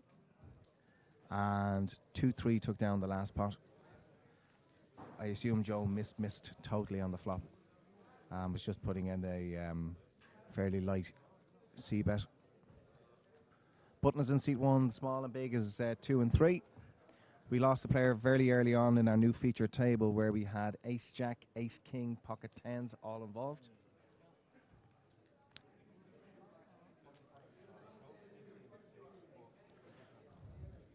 Gentleman in seat 1 was the 2-3 man. We're going to have a full listing of our new feature table players in a couple of moments. I recognise Joe. Joe, I've played alongside Joe over many hours on the Irish poker scene over the last 10 years or so. And Joe has a young family, so he probably finds it a little bit harder to play on the circuit more these days. But like any degenerate, he always tries and find that little bit of time and space to play the game. Sorry, we were doing a few interviews there for the last 5 or 6 minutes or so. I'm sorry we actually missed that big hand, that we didn't break it down. And, you know, it's great to see these all-ins, and we see a raise here. And King Jack all in with Joe, and Joe has Queen 10 of spades. So at least he's live, and the flop is ace 9-2, no help to Joe. 5 on clubs. On the river he needs a queen or a 10, and it's an ace of diamonds. So out of the main event, ladies and gentlemen, we lose huge poker personality on the Irish poker scene, Mr. Joe O'Neill.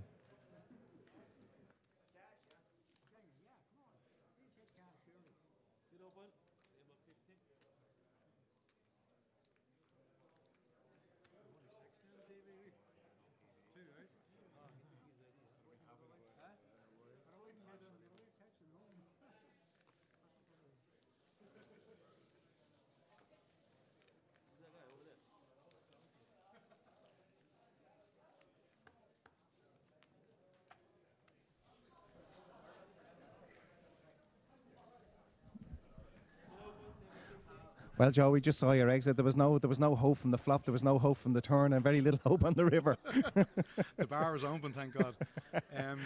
Obviously, we didn't see how you lost most of your chips earlier on. Do you want to talk us through it? No, I couldn't tell you a hand. I didn't win a hand. The whole tournament, I flopped flush draws and straight draws, and flop flush draws, straight draws. Missed everything totally for the whole tournament. There's nothing worse when you're involved in the tournament. I know for myself, especially when the blinds are nice and light and you're kind of floating a few hands and stuff, and you hit draws, or when you hit nothing, when nothing is working out for you and it's just eating away at your chips, it does become very, very frustrating at the end of the day. Like I go down from 15 down to 17, up to 17, down to 15, then down to 11 at the break. And then like with the stacks there, like 11, you've still got a lot of play in your chips, but you're getting down to 4 and 5. You're just looking for spots. Yeah. You're just looking for your spots to. I mean, with this level of a game, with any level of a game, when you have the 4 and 5,000 and you do proper pushes, if you're picking your spots well, you can very quickly get back up to 7, 8, 9, 10,000, where you're back up to a playable stack again, and then you don't have to be shoving them in again. So you can kind of play your way out even without getting the big hands. Just the shoves they're not really getting through here either. No, but I mean, the raises aren't getting through. It's a minefield of a tournament. It really is. But you can get, if you hit hands, you can get paid. Well, that's to see. I had this discussion earlier on. We're dealing with what I call a professional recreational player, kind of like yourself, like myself. Yeah. Right down to a player who's after playing some €10 game in their local venue that they play once a week, and that they're after bringing a ticket from. The thing is that the type of player that we have here, the generally more inexperienced player, it's going to be very hard to get a bet through that you want to get through. Yep. The other end of the scale is that you can overbet when you do have it, and you are going to get paid off. It isn't, and the unfortunate thing, if you're not hitting, and you're trying to put in a bet where you'd say, well, a lot of players will fold in that position, it ain't going to happen here. No, it's not. Joe, we were up doing a few interviews a little while ago when it came down. I missed what happened with the big hand there. I believe we had an all-in with it was it Ace Jack Ace King, There and was a raise to 1,000. There was a call of 1,000. There was a raise. The raise was under the gun to 1,000. There was a call of 1,000. Mark Spellman on the button called 1,000. Then the original raiser made it 4,000. okay. And it came back. There was folded back round to Mark, who shoved after just flattened the raise. I didn't think he was going to be. The guy has queens, and Mark has ace king. The guy thought about it for about 2 or 3 minutes before he called the queens. But I couldn't see queens being behind there after Mark just flattened the raise. It's a strange flat by Mark. I mean, if everybody has a playable stack, Yeah. nobody's shoving light. Yeah, you know, absolutely. it's a strange flat for Mark. Like you might flat your aces or your kings there. You might do to induce somebody to light 3-bet or 4-bet. Yeah. But with so much play in the stacks, if I'll always do an ace king flat. If you're in the hand and you shove and you're very, very light, there's a player behind me. If Joe O'Neill's behind me and he's very light, I know he's shoving with a marginal hand, so I'm going to be in a position there with the ace king. I'm not mad about his play of the flatten there and then getting them in. Yeah, the fact that the other guy dwelled with the queens shows that he's got half a game anyway. But that was the thing. He dwelled because he didn't want to get knocked out so early. But he dwelled because it's such an unusual hand for Mark to be flattened and then pushing in. If I've aces or kings, I'd probably do it there. So my concern would be that he has a huge hand. With so many players still behind Mark, I don't actually ever believe that he has a fully made huge hand. But I understand what you're saying, right? But this guy isn't thinking about that. Okay. He's not thinking about that at all, right? He's not putting Mark in a hand whatsoever. Right. All he's sitting about is I've got aces. queens, I've got queens, yeah. And if I have to put them all in here, and I'm going to get knocked out of the Knocked tournament, out. I'm probably waiting 6 months to play. Right. And that's all he was thinking about. That's fair enough. Because when he called, he didn't care. It was I've got He queens. wasn't working out the No, breakdown no, of he how wasn't. it all Really, broke down. He wasn't. So come here. You've obviously had a great run in the main event. What's the plan now? I booked in for the night. Right. That's always a lucky move. Well, thanks for the offer, Joe. I told you before, I'm straight. It's never going to happen. I know. So it's cash now for a while. I'm going to play the turbo. I'll play the turbo. At 8 The o'clock. turbo's out of con. And what's the buy in the turbo? It's €60 turbo. Oh, very good. So we lose Joe O'Neill out of the main event. know, He's going to it's a play terrible some. shame. Now listen, Joe O'Neill's going to play some cash. So now the value is really The value, created. The value is unbelievable now in the main on event. the table with a couple of hundred in front of me. Watch it fill up. Joe, honestly, when you sit at the cash table, the table will fill up straight away. The bat light will go over above the Regency Hotel, and Joe O'Neill is paying cash. It's going to be fantastic. Well, listen, Joe, hard luck, and we wish you the best of luck later on this side event. Thanks, mate. So there we have the effervescent Joe O'Neill, one of the great personalities of the poker scene here in Ireland, and just going through how his afternoon went, which it didn't really get going at all for him. Let's get back to the feature table now. We have King 2, King, Queen, 2 clubs on the board. The players involved. We're still waiting on a rundown listing of the players that have joined us at the feature table. Nick, I'm going to ask Nick to get us a listing in a couple of moments. Seat 2 has made a bet of 1,800, and it is called by seat 8. The river. All action jacket clubs lands on the river. Check. Check. Hands are declared. Seat 2 shows pocket 5s and folded by seat 9. So, believe it or not, the pocket 5s take it down. It's hard to envisage what seat 9 had. Maybe a superior pocket pair around the... sorry, not superior pocket pair. Maybe an ace rag there or some position. I'm not quite sure what he's called the turn bet with for 1,800 that hasn't got there. Anyways, that's poker. Main event, Amateur Championship of Poker. We're going to get a listing of our players who are now currently on the table with us. And we have 7 players seated at the moment at the feature table. Seats 9 and seat 6 are vacant as we speak. We lost a player earlier on. As Joe O'Neill was just explaining to us there, we had Queens versus Ace King. Joe maintains he folded 8s. He never mentioned ace to me, so I think he was telling a bundle of lies. Let's get a close-up of seat 2, who puts in a raise. Raise to 800. Full fold. And the initial flat caller in seat 2. Flat calls to the raise. 2 players in the hand. Let's see a flop.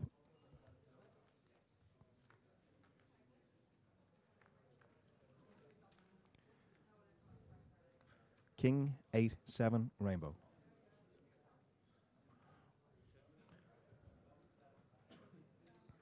C2 checks. Seat 4 makes it 2100.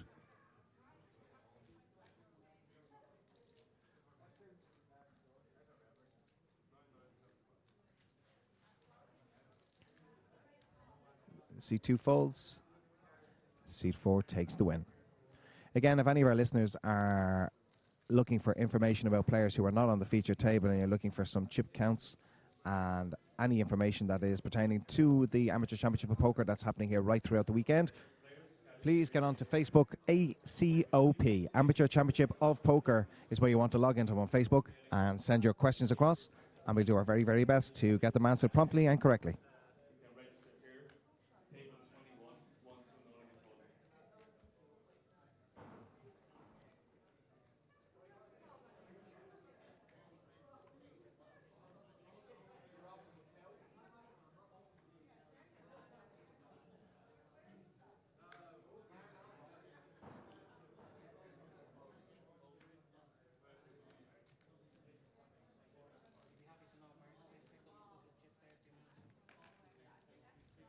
Danny is filling me up with a Christmas present here. Mark Smith, who I have a little bit of an interest in the main event, has just picked up some chips. Any action there, Danny, or do you know what the action was? So he was up against a set of aces, and Mark has the 5-high flush. Hits the turn, spade on the river. And Danny says check, check on the river, and he think he might have been in a bit of trouble, but he was good, very good. Thanks be to God. I love when he's calling those 3 bets with those raggedy 5s. That's my boy. Long may it happen. Okay, let's see the flop here in the feature table. 8, 3, ace, 2 clubs.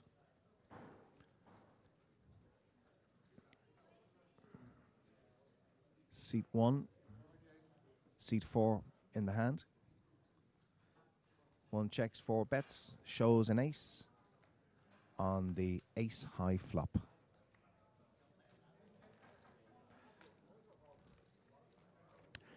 Just to let you know that here this evening we have at 8 p.m. a €60 turbo that's going to kick off.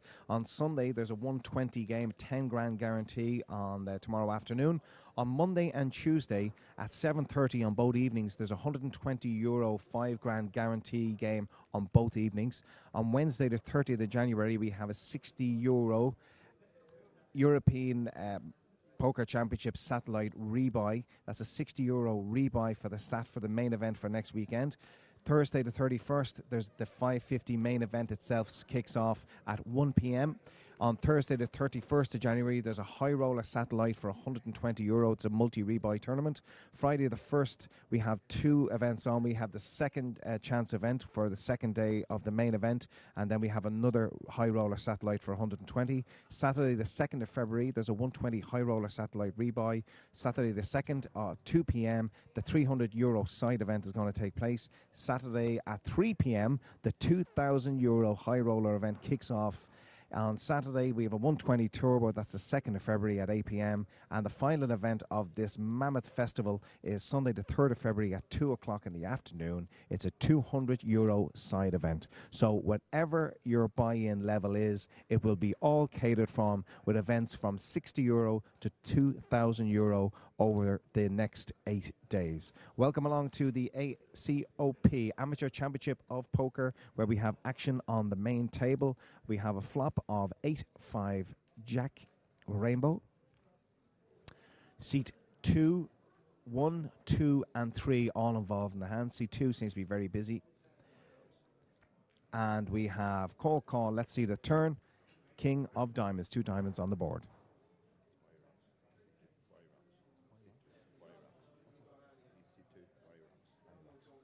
Barry McGlennon is telling me here that Barry Rocks must be hailing up from the northeasterly area.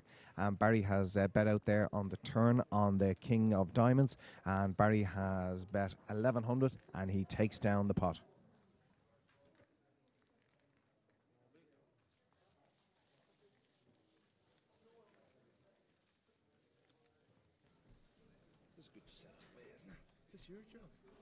Well, we're joined here this afternoon by Barry McGlennon. Barry is a professional poker player from the north of Ireland, from Armagh. And Barry, it's great to see Barry. The last time I saw Barry, I think, were you in Clay, Barry? No, the Port Tunnel. Oh, the Port Tunnel.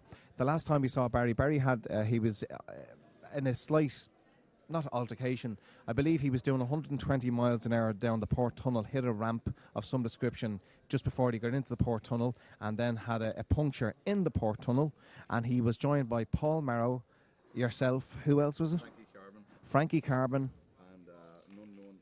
And an unknown English guy who wants to remain unknown. Now, to let you know, I don't know if you know Barry, I don't know if you know Frankie or Paul, but we're not dealing with 4 small fellas here. We're dealing with 4 big boys. And to be fair on the tyres, there must have been a hell of a lot of pressure on those tyres anyway, Barry, even before you hit that ramp. Yeah, and all the red diesel and all the smuggled drink. And yes, and if anybody is looking for any red diesel or any cigarettes at a much lower price, Barry is definitely the man to come and see in the Regency Hotel. Thanks, Barry. See ya. Barry's currently on 50k in the main event, so we wish him the very best luck. Nice guy from Armagh, Barry McGlennon. Okay, back in the main event here on the flop, we have Ace 8 4 all clubs. And Barry's compatriot from Armagh in C2 doesn't fancy that C-bet. He folds, and C8 mucks the cards.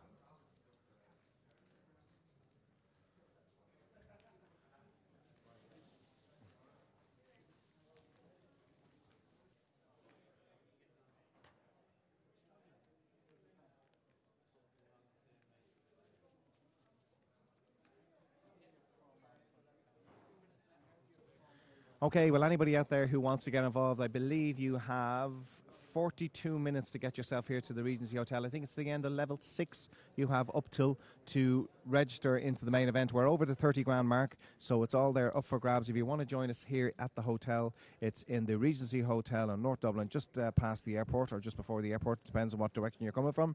And it's a €200 buy-in, including your reg, and 30 grand up for grabs. We've got our live feed here from the feature table. We're doing interviews around the room. We're giving away lots and lots of items courtesy of Irish Eyes Poker. Many thanks to Irish Eyes for the donation of all the t-shirts here this afternoon. So it's a tournament with a little bit of difference. It's an amateur tournament with a lot of professional recreational players also joining in. So a little something here for everybody, and we're here for the next 8 days. And as I mentioned a few minutes ago, there's tournaments ranging from €60 to €2,000 here right throughout the week and a bit that we're going to be here at the Regency Hotel. So come along and join us. And if you want to check out the tournament schedule, you can check it out on www.ACOP, obviously the site that you're on at the moment, or indeed you can get into Facebook and put in, once again, ACOP on Facebook, and you'll see that our Amateur Championship of Poker page and the full schedule is listed on Facebook.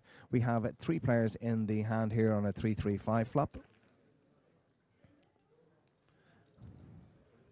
Seat 2, Seat 4, and Seat 5. Seat 2 has been very busy. He seems to have been involved in most of the hands that have been played out on our feature table so far.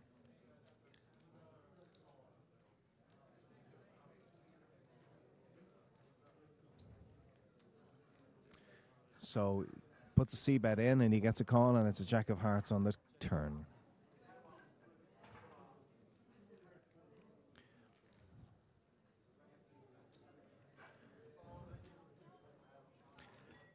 The bet is 1,600.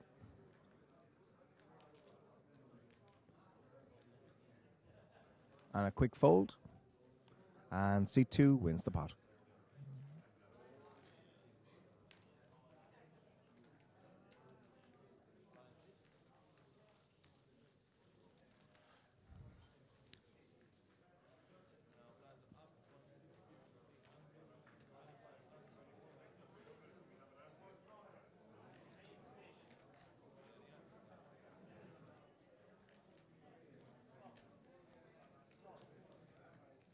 Out of 197 players, which we're up to at the main event now, we've 167 players left. The blinds are now 150, 300 with an ante of 25. So just the introduction of an ante. And we're joined at the feature table in seat 9 by, I'd call him a professional recreational player, possibly professional player. Mr. Mark Spellman from Galway is in seat 9 and he's just joined us at the feature table. Mark has played in most of the bigger events here in Ireland and indeed across Europe. And Mark would be a very, very good player at any level, particularly at this level, I think, in an amateur arena. So he's going to be a tough one for the boys to take on here. Mark Spellman, who's taken Joe O'Neill's seat. Joe, we lost Joe about 20 minutes ago. As our tournament director is just reiterating what I said there a few seconds ago, our blinds are 150, 300 with antes of 25. We have 4 players in the hand, seat 1, seat 5, seat 7, and seat 8. Let's see that flop. 8, King 9, Rainbow. And a continuation of bet of 1,000 straight away from seat 8. Seat 1 folds. Seat 4 also in the hand there.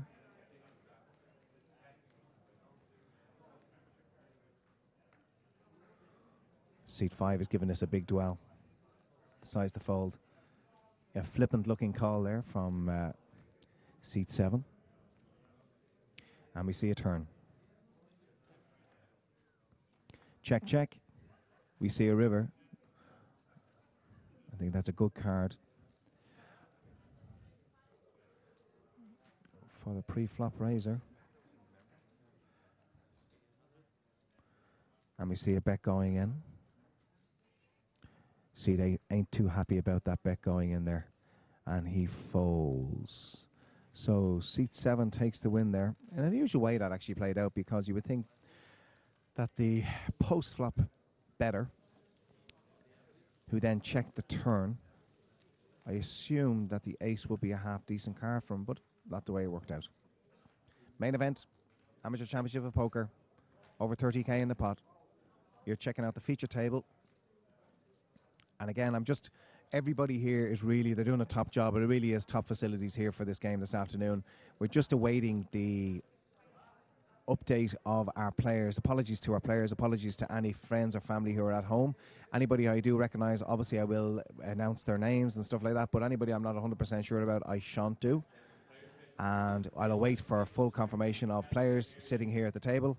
Again, if anybody wants any information, player falling out of turn in seat 8. Anybody want any information about chip counts, about individual players, please send us the message on our Facebook page on ACOP, and we'll do our very best to get you updated straight away.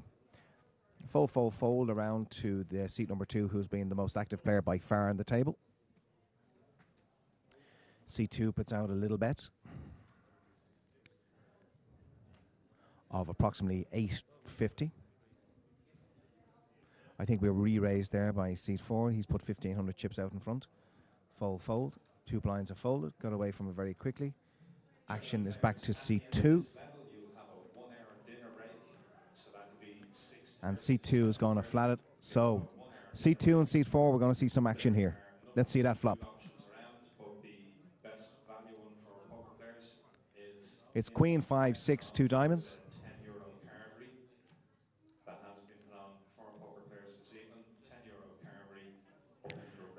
Check from the out of position. That's a bet. I think it's around the 1,700 mark.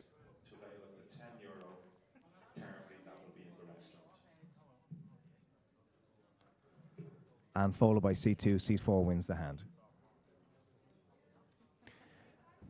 Again, you can see we've lost approximately 30 players. We're going to have Brian Lannon over in a few seconds, who's going to give us all the information. Brian is a mathematical genius. He's actually a direct relation of Carol Vorderman, so he'll be able to tell us all the mathematics behind all the games here this weekend and indeed next weekend also. As you can see, we have lost over 30 players, I think we've lost from the main event. We're down, the last count was we have 167 remaining from 197, over 30k in the pot, where main event here this afternoon will be supported by a €60 turbo that's going to happen at 8 o'clock tonight.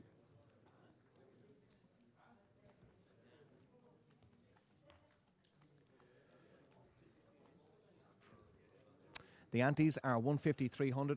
Our blinds are 150, 300 with antes of 25. Great structure here for a €200 game. It's a 2-day event finishing, we think, late tomorrow evening, approximately 11, 12 o'clock.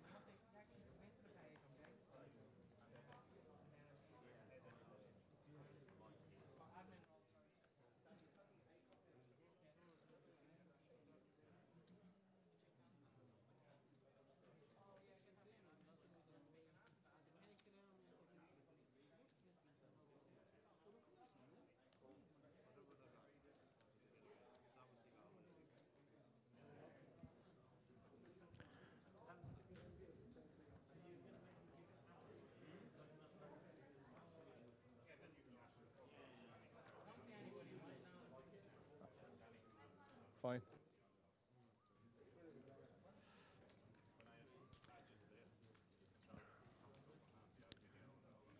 Okay, well, we have a raise and a call here.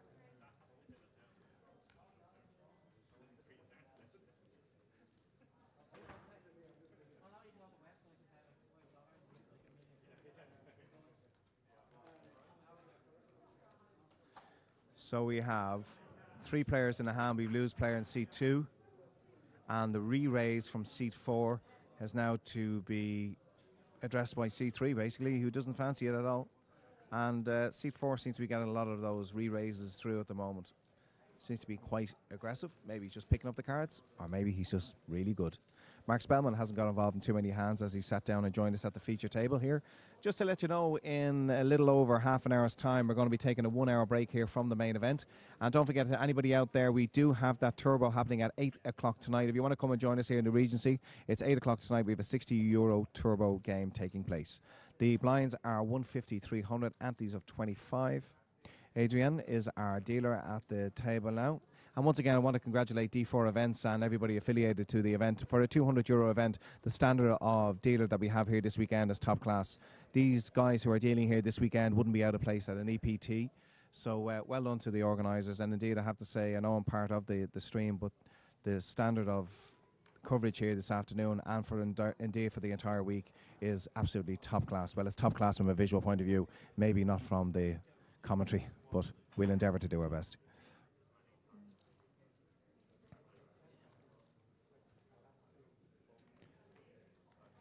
We got a call in seat 3, call in seat 5.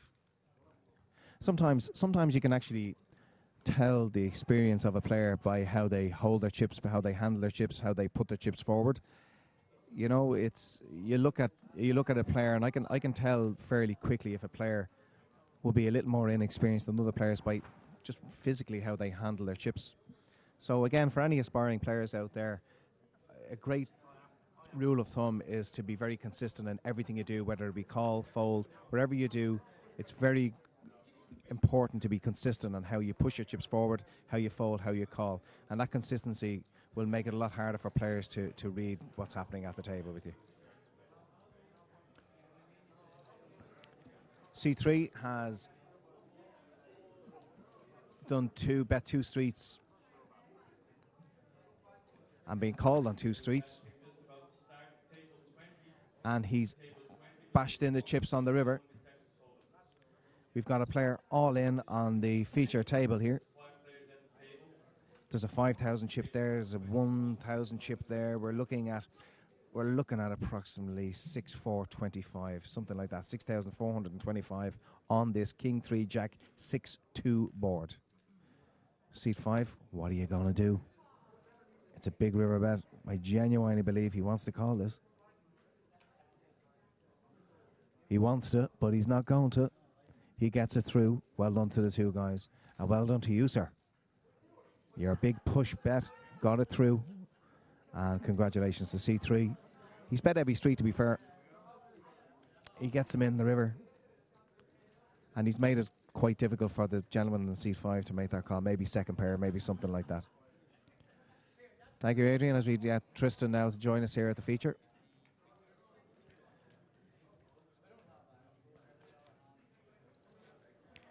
The chips on the gentleman in seat 5, I think he's got 10, 11, I think he's got around 11k, the gentleman on seat 5, so it's going to be it's going to be a difficult call for him to make with his chip stack. Maybe if he had a marginal, maybe if he was up to 40 or 50k, he might be able to call that river bet. But it's basically going to cripple his main event tournament. So he decided to make the fold. I genuinely thought by the body language on him that it wasn't that he was there with absolute air. He was there with a hand, and it's a kind of a call that he wanted to make. But obviously, he figured he still wanted to be here in the main event after the break. So he decided not to. And if the gentleman in C3 was bluffing, he did very well to bet heavy street there and get it through. Well done, you, sir. Okay, we got a raise here. And a very quick call in seat 7. Seat 8 is also going to call in the small blind, Mr. Mark Spellman in seat 9. What are you going to do, Mark?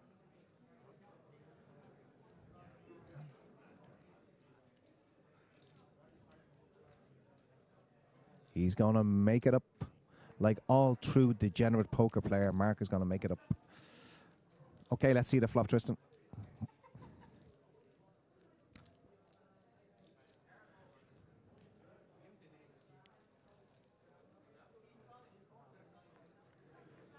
And your flop is Ace-4 Queen, Rainbow. 5 players in the hand. We got check, check from the blinds, check from the mid position. Cutoff is going to put in a bet here, I think. And he's going to bet 2-2. 2-2 the bet. Fold from the button. Small blind. What are you going to do on that flop? He folds. Mark folds. And a fold from seat 4. So, on the cutoff, he gets the bet through, a 2-2 bet on the flop. A lot of players in the hand there for the pre-flop raise.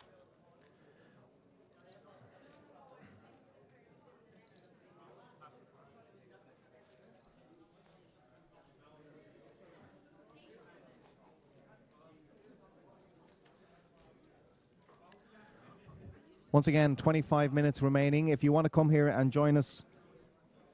Can they buy in during the break as well, Brian? You've actually got it over that. You've got an hour and 20 minutes to get here if you want to join us in the Regency, because the break will also be in place. So once you get here before the end of the break, so you're looking at 25 minutes remaining of the main event here at this level, at the 150, 325 ante level, and then you have the 1 hour break. So if you do want to get here, we will go over we're well into. Brian, how much is the prize pool at the moment? I'm going to ask Brian, and what I'm going to do is for the next 5 minutes or so, I'm going to throw these questions at Brian, because Brian is the brains. Brian is not only the brains of this tournament, Brian is the looker. When we want anything front of house and we want something like kind of male model-y, we could go and get a professional model, but why would you when you've got Brian Lannon? Brian, welcome here this afternoon. Hi, how are you, Phil? Thanks for that sterling introduction. No problem. It was cash sterling. No, anyway. What's your rate for sterling anyway?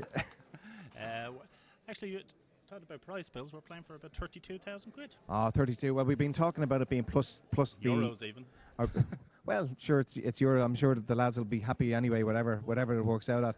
Brian, I was just talking about the tournament schedule earlier between now and the big event next weekend. It's fantastic that we have an array of tournaments, that we have anything from a 60 quid tournament right up until the 2,000 high roller event. How many runners are we expecting for the main event next week, the 550 game? Currently, we've about 270 registered, and we're expecting around the 450, 500 mark by kick-off on Thursday. So hopefully we'll have that. Again, a massive influx of foreign players. Very weak at the moment from the Irish side, but that's fairly standard for our events at the moment. They normally pick up on the week. Well, it's always been unusual to me. I'm probably one of the Irish players that over the years have played a lot of the 550 games, added to the value, as most people would say. And the one thing I found is that we've always been a minority. The Irish players have been like 10, maybe 12, maximum 15%. When I played this the first year, the value with the French and Belgian players here was unbelievable. Comparative to a lot of games. Now, the French and Belgian guys have become better players live, but I still maintain there's a lot of value there compared to a lot of stuff. Absolutely, and I suppose like we've been campaigning for years to try and build our Irish following, and you hear a lot of players, I'm sure you hear it out around the clubs and the other games yourself, Phil, saying that they're looking for value. Now, the European deep stack and the short-handed events, I think, for a €550 buy-in, are probably the best value of any tournament ran in this country at the moment, purely on a value basis. So if there's any players out there looking for value, they shouldn't overlook these ones, I don't think. No, absolutely. I'm always amazed because when you've got a game like your game where there's a massive amount, the value in any game anywhere is where there's a lot of satellite players coming in. Absolutely. Anybody who's putting in $10 or €10 or £10 or anything like that, or £20, and are getting a $5.50 ticket. If you've another game, here like a JP game or something where you've got 200 runners and everybody has bought in, everybody at that table knows what they're doing. They've all got a level of game. But when you've got any game that has 100, 200, 300 players who have satellite in, that's where the value really lies in any game held here in Ireland. Indeed, anywhere. Absolutely, yeah, for sure. Like, that's what the more experienced players, actually, that's how they pick the fields they're going to play, really, isn't it? So they're always looking for that value. But like when you look at this particular ACOP event here, there's a lot of very capable players in this field who have just never taken the step for a decent buy-in or a big buy-in because they don't know what to expect. And that's really what we've tried to do with this ACOP event. We've put it on the front end of probably our flagship event, which is the Deep Stack.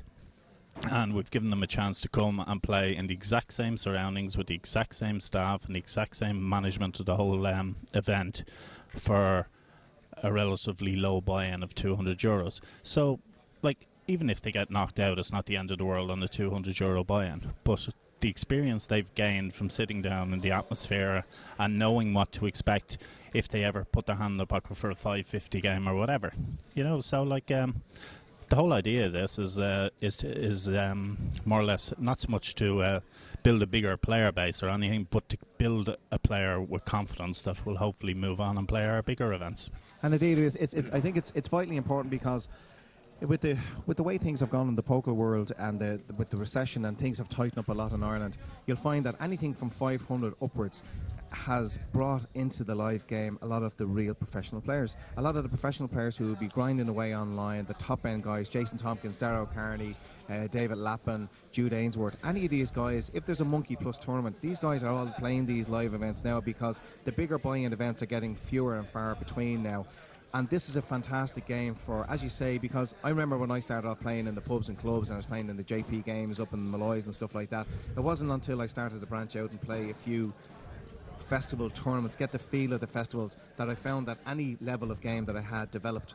Absolutely. And it's never going to be, with all due respect to all the pub and club organisers, your game in a whole as a poker player is never going to develop with a confined turbo kind of structure game. You come along, you mightn't do well, but you'll learn, you'll gain so much experience over these 2 days here. If you haven't played in a big event like this before, or in a big arena and a big festival like this before, these 2 days are invaluable. They're about a year's experience. You won't get this experience in a pub or club game. Oh no, absolutely not. And the other thing about the pub and club games, and don't get me wrong, pub and club games are great. I play one every week and it's great fun and a bit of crack and whatever. I'm always the value, Phil. And of course there's the atmosphere, there's the few pints, the bit of crack and the whole lot. But the guy that wants to take his game a little bit further, he'll learn nothing if he just stays within the confines of that game, because he has all the reads and all the players and the whole lot, so it becomes a little bit mundane for him, where if he moves out into the likes of this, we say a 200 runner field, and he gets moved tables 2 or 3 times, he'll never learn that sort of, or gain that sort of experience in his regular pub game. So hopefully from the just short 200 players that we have here, like if I see 20 of them in 2 or 3 years want to buy into the short-handed or the deep stack, that to me is guys that have learned their trade at our games and they've moved up, and that makes it all worthwhile for us. And it's vitally important. I mean, things have plateaued, even dropped down a little bit over the poker here in Ireland, because obviously money is tight for everybody. Absolutely. And to be able to, the people that we have here, not everybody, but a lot of people who have here, as you say, would have not probably played at this level or this type of tournament before. And what you're doing is you are introducing new blood, new money into what can be the festival, because it is badly needed. Unless some event is not supported by an online a group from outside of Ireland. The games aren't getting supported here, and there's an absolute saturation of 100 quid, 200 quid. Well, not so much the 200, the 100 quid game. There's a €100 game nearly every weekend on here in Ireland. Yeah, those it's €100 commonplace games now. Are now nearly little mini festivals in their own right. Yes, indeed. And they have their own agenda. They are a way that people can generate revenue in business if they're in the poker game. I fully understand that. I've actually run my own game recently, but I think from a purely poker basis that these types of games where you are introducing brand new fresh players into the festival, I think they're a vital part of Irish poker. Oh, absolutely, and it's not just about, like, it's a full circle type basis, really, is it? Or we have to move them along a track. Like, people do come in, and as I said, hopefully some of these guys will move on. And after saying that, hopefully the guys that are running the 100 quid events will the guys playing that will have a little bit of confidence to move up and maybe play the ACOP, and then in turn move up and play the deep stacks or the short-handed or whatever. So obviously the whole idea of, at the end of the day, we're running a bit business. Of course, we have to make some money out of it, or at least break even. We're not going to carry on doing it if it's not. But the whole idea behind it is to just generate the numbers, and then we're obviously generating prize pools and so on. Like, but realistically, when you look at this event, there's over 30 grand in the prize pool for this game. You know, there's probably going to be over 8,000 for the winner for a 200 quid buy-in. Like, it's not to be stuffed at in these days, is it? No, I tell you, it doesn't matter what level of game you're playing at, whether you're playing pure amateur, whether you're playing recreational, professional recreational, or professional. An eight grand hit at the weekend is a nice hit. So everybody's here to win. Absolutely. Brian, we'll just change direction here. Just talk us through your schedule for the week here. You have a fantastic, as we said earlier on when we first kicked off. You have a fantastic array of. A fantastic program of tournament schedule here for the 8 days that we're going to be here at the Regency Hotel. Obviously, we have the 60 quid turbo on tonight. Tell us a little bit about I want to talk about the satellites and the rebuy for on the Wednesday and the Thursday. What kind of numbers are we expecting? And usually, comparable to previous years, how many tickets do you think will be brought forward into the main event from the satellites? Yeah, well, the main super satellite on Wednesday, the 30th, is €60. Well, it's 50 plus 10, and it's a rebuy. Rebuy to the break, is it? Going on, yes, to the first break. So going on history, we normally get about 110 players in for that. I think we've normally carried forward around 20 tickets on average over the last couple of years. So it's definitely good value to get in. You know. And in the previous years for the deep stack, how many players have you had in the main event? Last year we had 568, I think it was last year, or 598. Memory doesn't serve me right on it. We had a re-entry last year, and we done it over 2 days, 2-day ones. This year we just the one starting day on Thursday, 31st. So we're fairly confident around the 450, 500 mark in players. Hopefully we'll get a bit more support from the Irish market for this one. And tell me this, I know, just to clarify there, I know Friday is what they call the second chance event. I assume is that if you totally bust out of the Thursday, that you have an opportunity to fully rebuy back in for the main event on the Friday. No. Wrong. Well, I'm glad you're correct. It's a totally separate event. Okay. Day one, or we've only one starting day in the main event, which is the Thursday 31st. On the Friday, we call it a second chance event purely because it's another 550 buy-in. It's the exact same clock as the main event, but we've 25,000 chips. Oh, fantastic. And a 40-minute clock, sorry. So, same levels. I'm glad you clarified that. So it's a 550, the main event is on Thursday, and it's a one-day opportunity to buy into the main event. Absolutely. You have, let's call it a second main event that's going to happen on the Friday. So if you're not available, if you're working on Thursday and you're not available, you'll still have a very nice 550 buy-in tournament to avail of on the actual Friday itself. Absolutely, yeah. And it's, as I said, it's the same structure. The clock is a little bit less, and the starting stack is still very, very deep at 25,000. like, you know. So, Brian, tell us about the high roller. What's the background? Have you had the high roller every year so far, or is it something you've only introduced over the last? No, we introduced it last year, and to be honest with you, the main reason we brought it in is a few of the travelling players basically asked for it. And we introduced it last year to see how it would go. I think we had around 20 runners or something last year for it. We're hoping to get about somewhere around the 25, 30, hopefully up to 40 this year. We're going to run satellites right throughout the week for it. We've won on the Thursday night, we've won on the Friday, and we've won on the Saturday morning just before the event. So hopefully that'll generate a few tickets and get some people into it. Like, realistically, if we can get 30 to 40 people in there, you're looking at a very reasonable prize bill. Absolutely. You know? I know Jason Tompkins is obviously one of the highest profile players in Ireland alive. I know Jason is always on a big push to have this high roller game. I know Jason is playing the high end of the game, and he's playing he's one of the very few Irish players that is making it big on the world scene. So with 2,000 buy-in, it's getting harder and harder every year for people to here in Ireland to get involved. I think they've tried a high roller in other events throughout Ireland over the last few years, and they haven't really worked. Your event seems to be one of the few events that the high roller actually takes place in. Yeah, I suppose when we've a large travelling player base. And if they get the opportunity to satellite into it, which we didn't do last year, I think they'll definitely grab it with both hands and go for it. The other good thing about the travelling players then is you normally get circuit players and etc., who are, let's be honest about it, they're used to putting their hand in the pocket for a 2,000 buy-in, and when they're at the event and if the opportunity is there, they certainly go for it. Jason actually won the high roller last year. And in fairness to Jason, he's been a very strong supporter of any of our events. I think he's played more or less every one of our events, and he's probably cashed in most of them as well.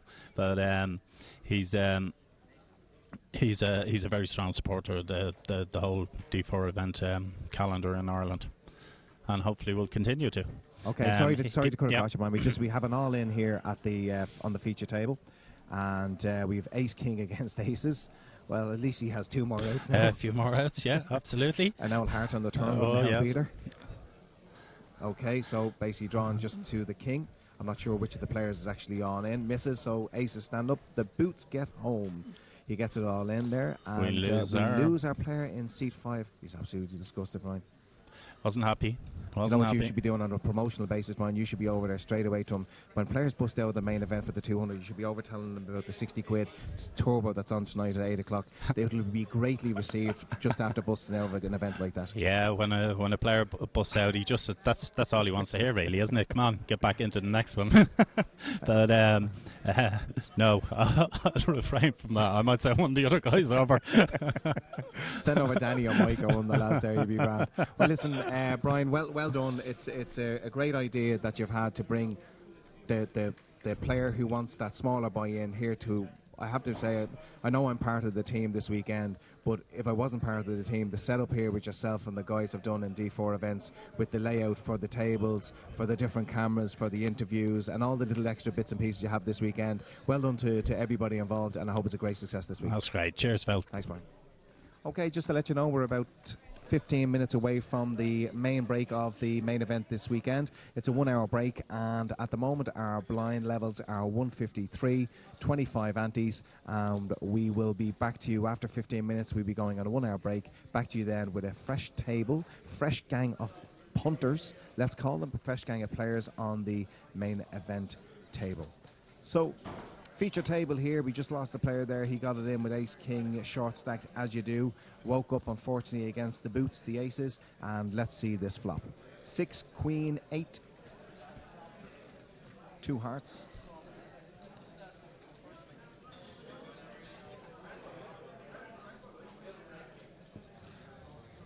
$1,500 bet. We got a fold coming around to seat 6, seat 7 even, who also folds.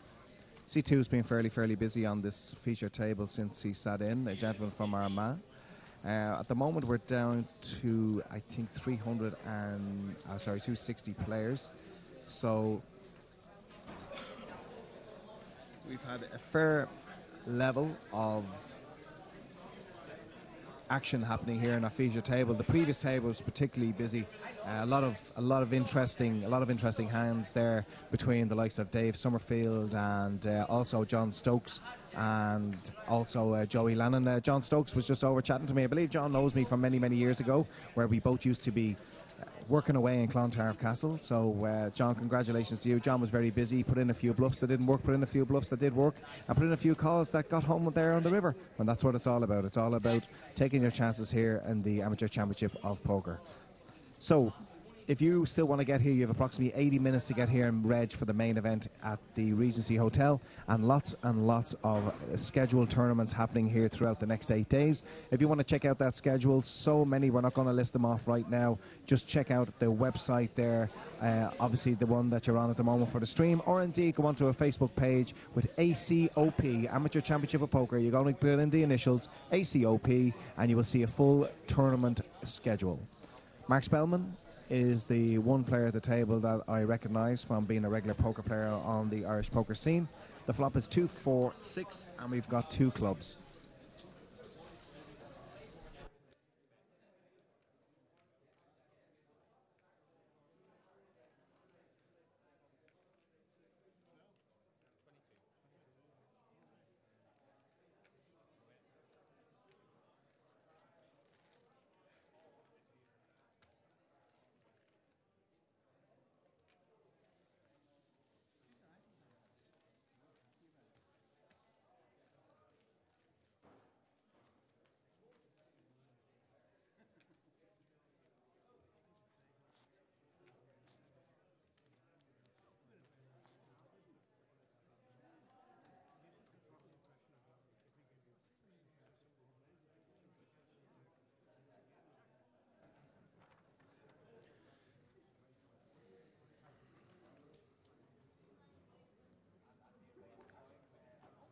Apologies that we don't have more information about the players on the table at the moment.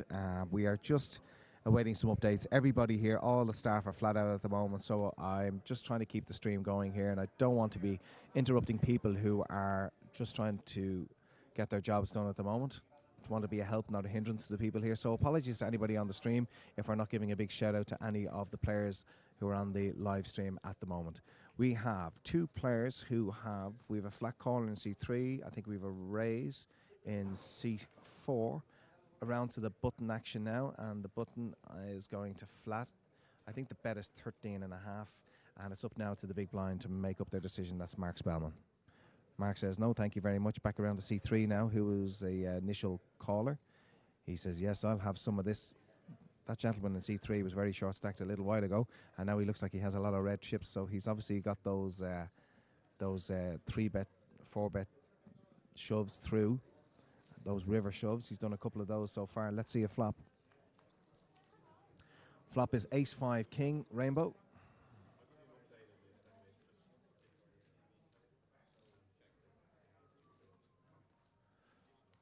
C3 checks, C4 puts out a bet of 1,500. Nonchalantly called by seat 7 and seat 3.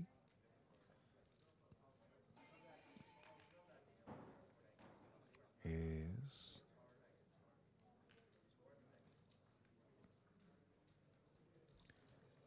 I think he has a good shot.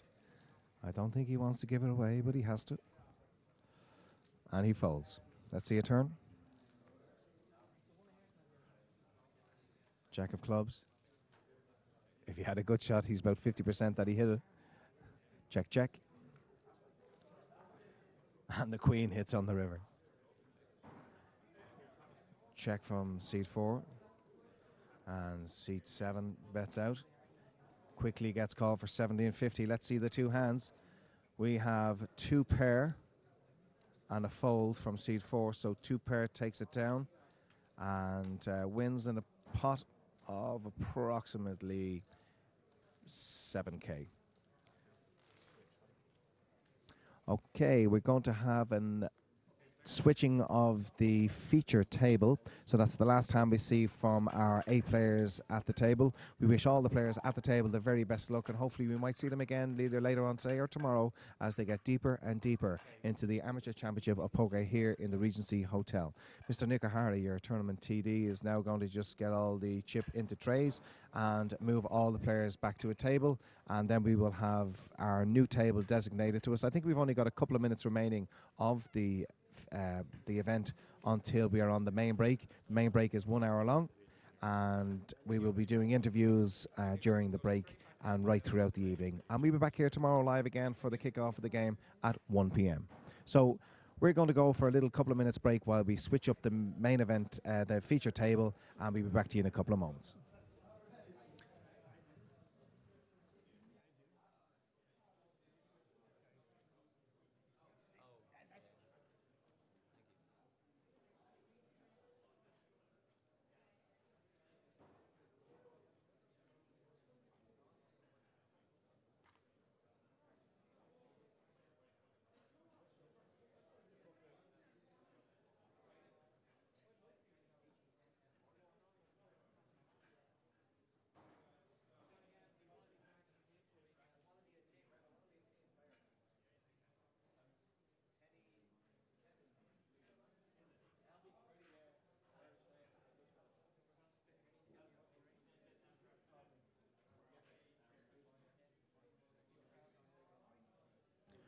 Okay, once again, you've got 60 minutes to get yourself down to the Regency if you want to get involved in the main event. We're going to go on a break now. We're only a couple of minutes away from the main break. ACOP, Amateur Championship of Poker here. Back to you in an hour's time with our new feature table.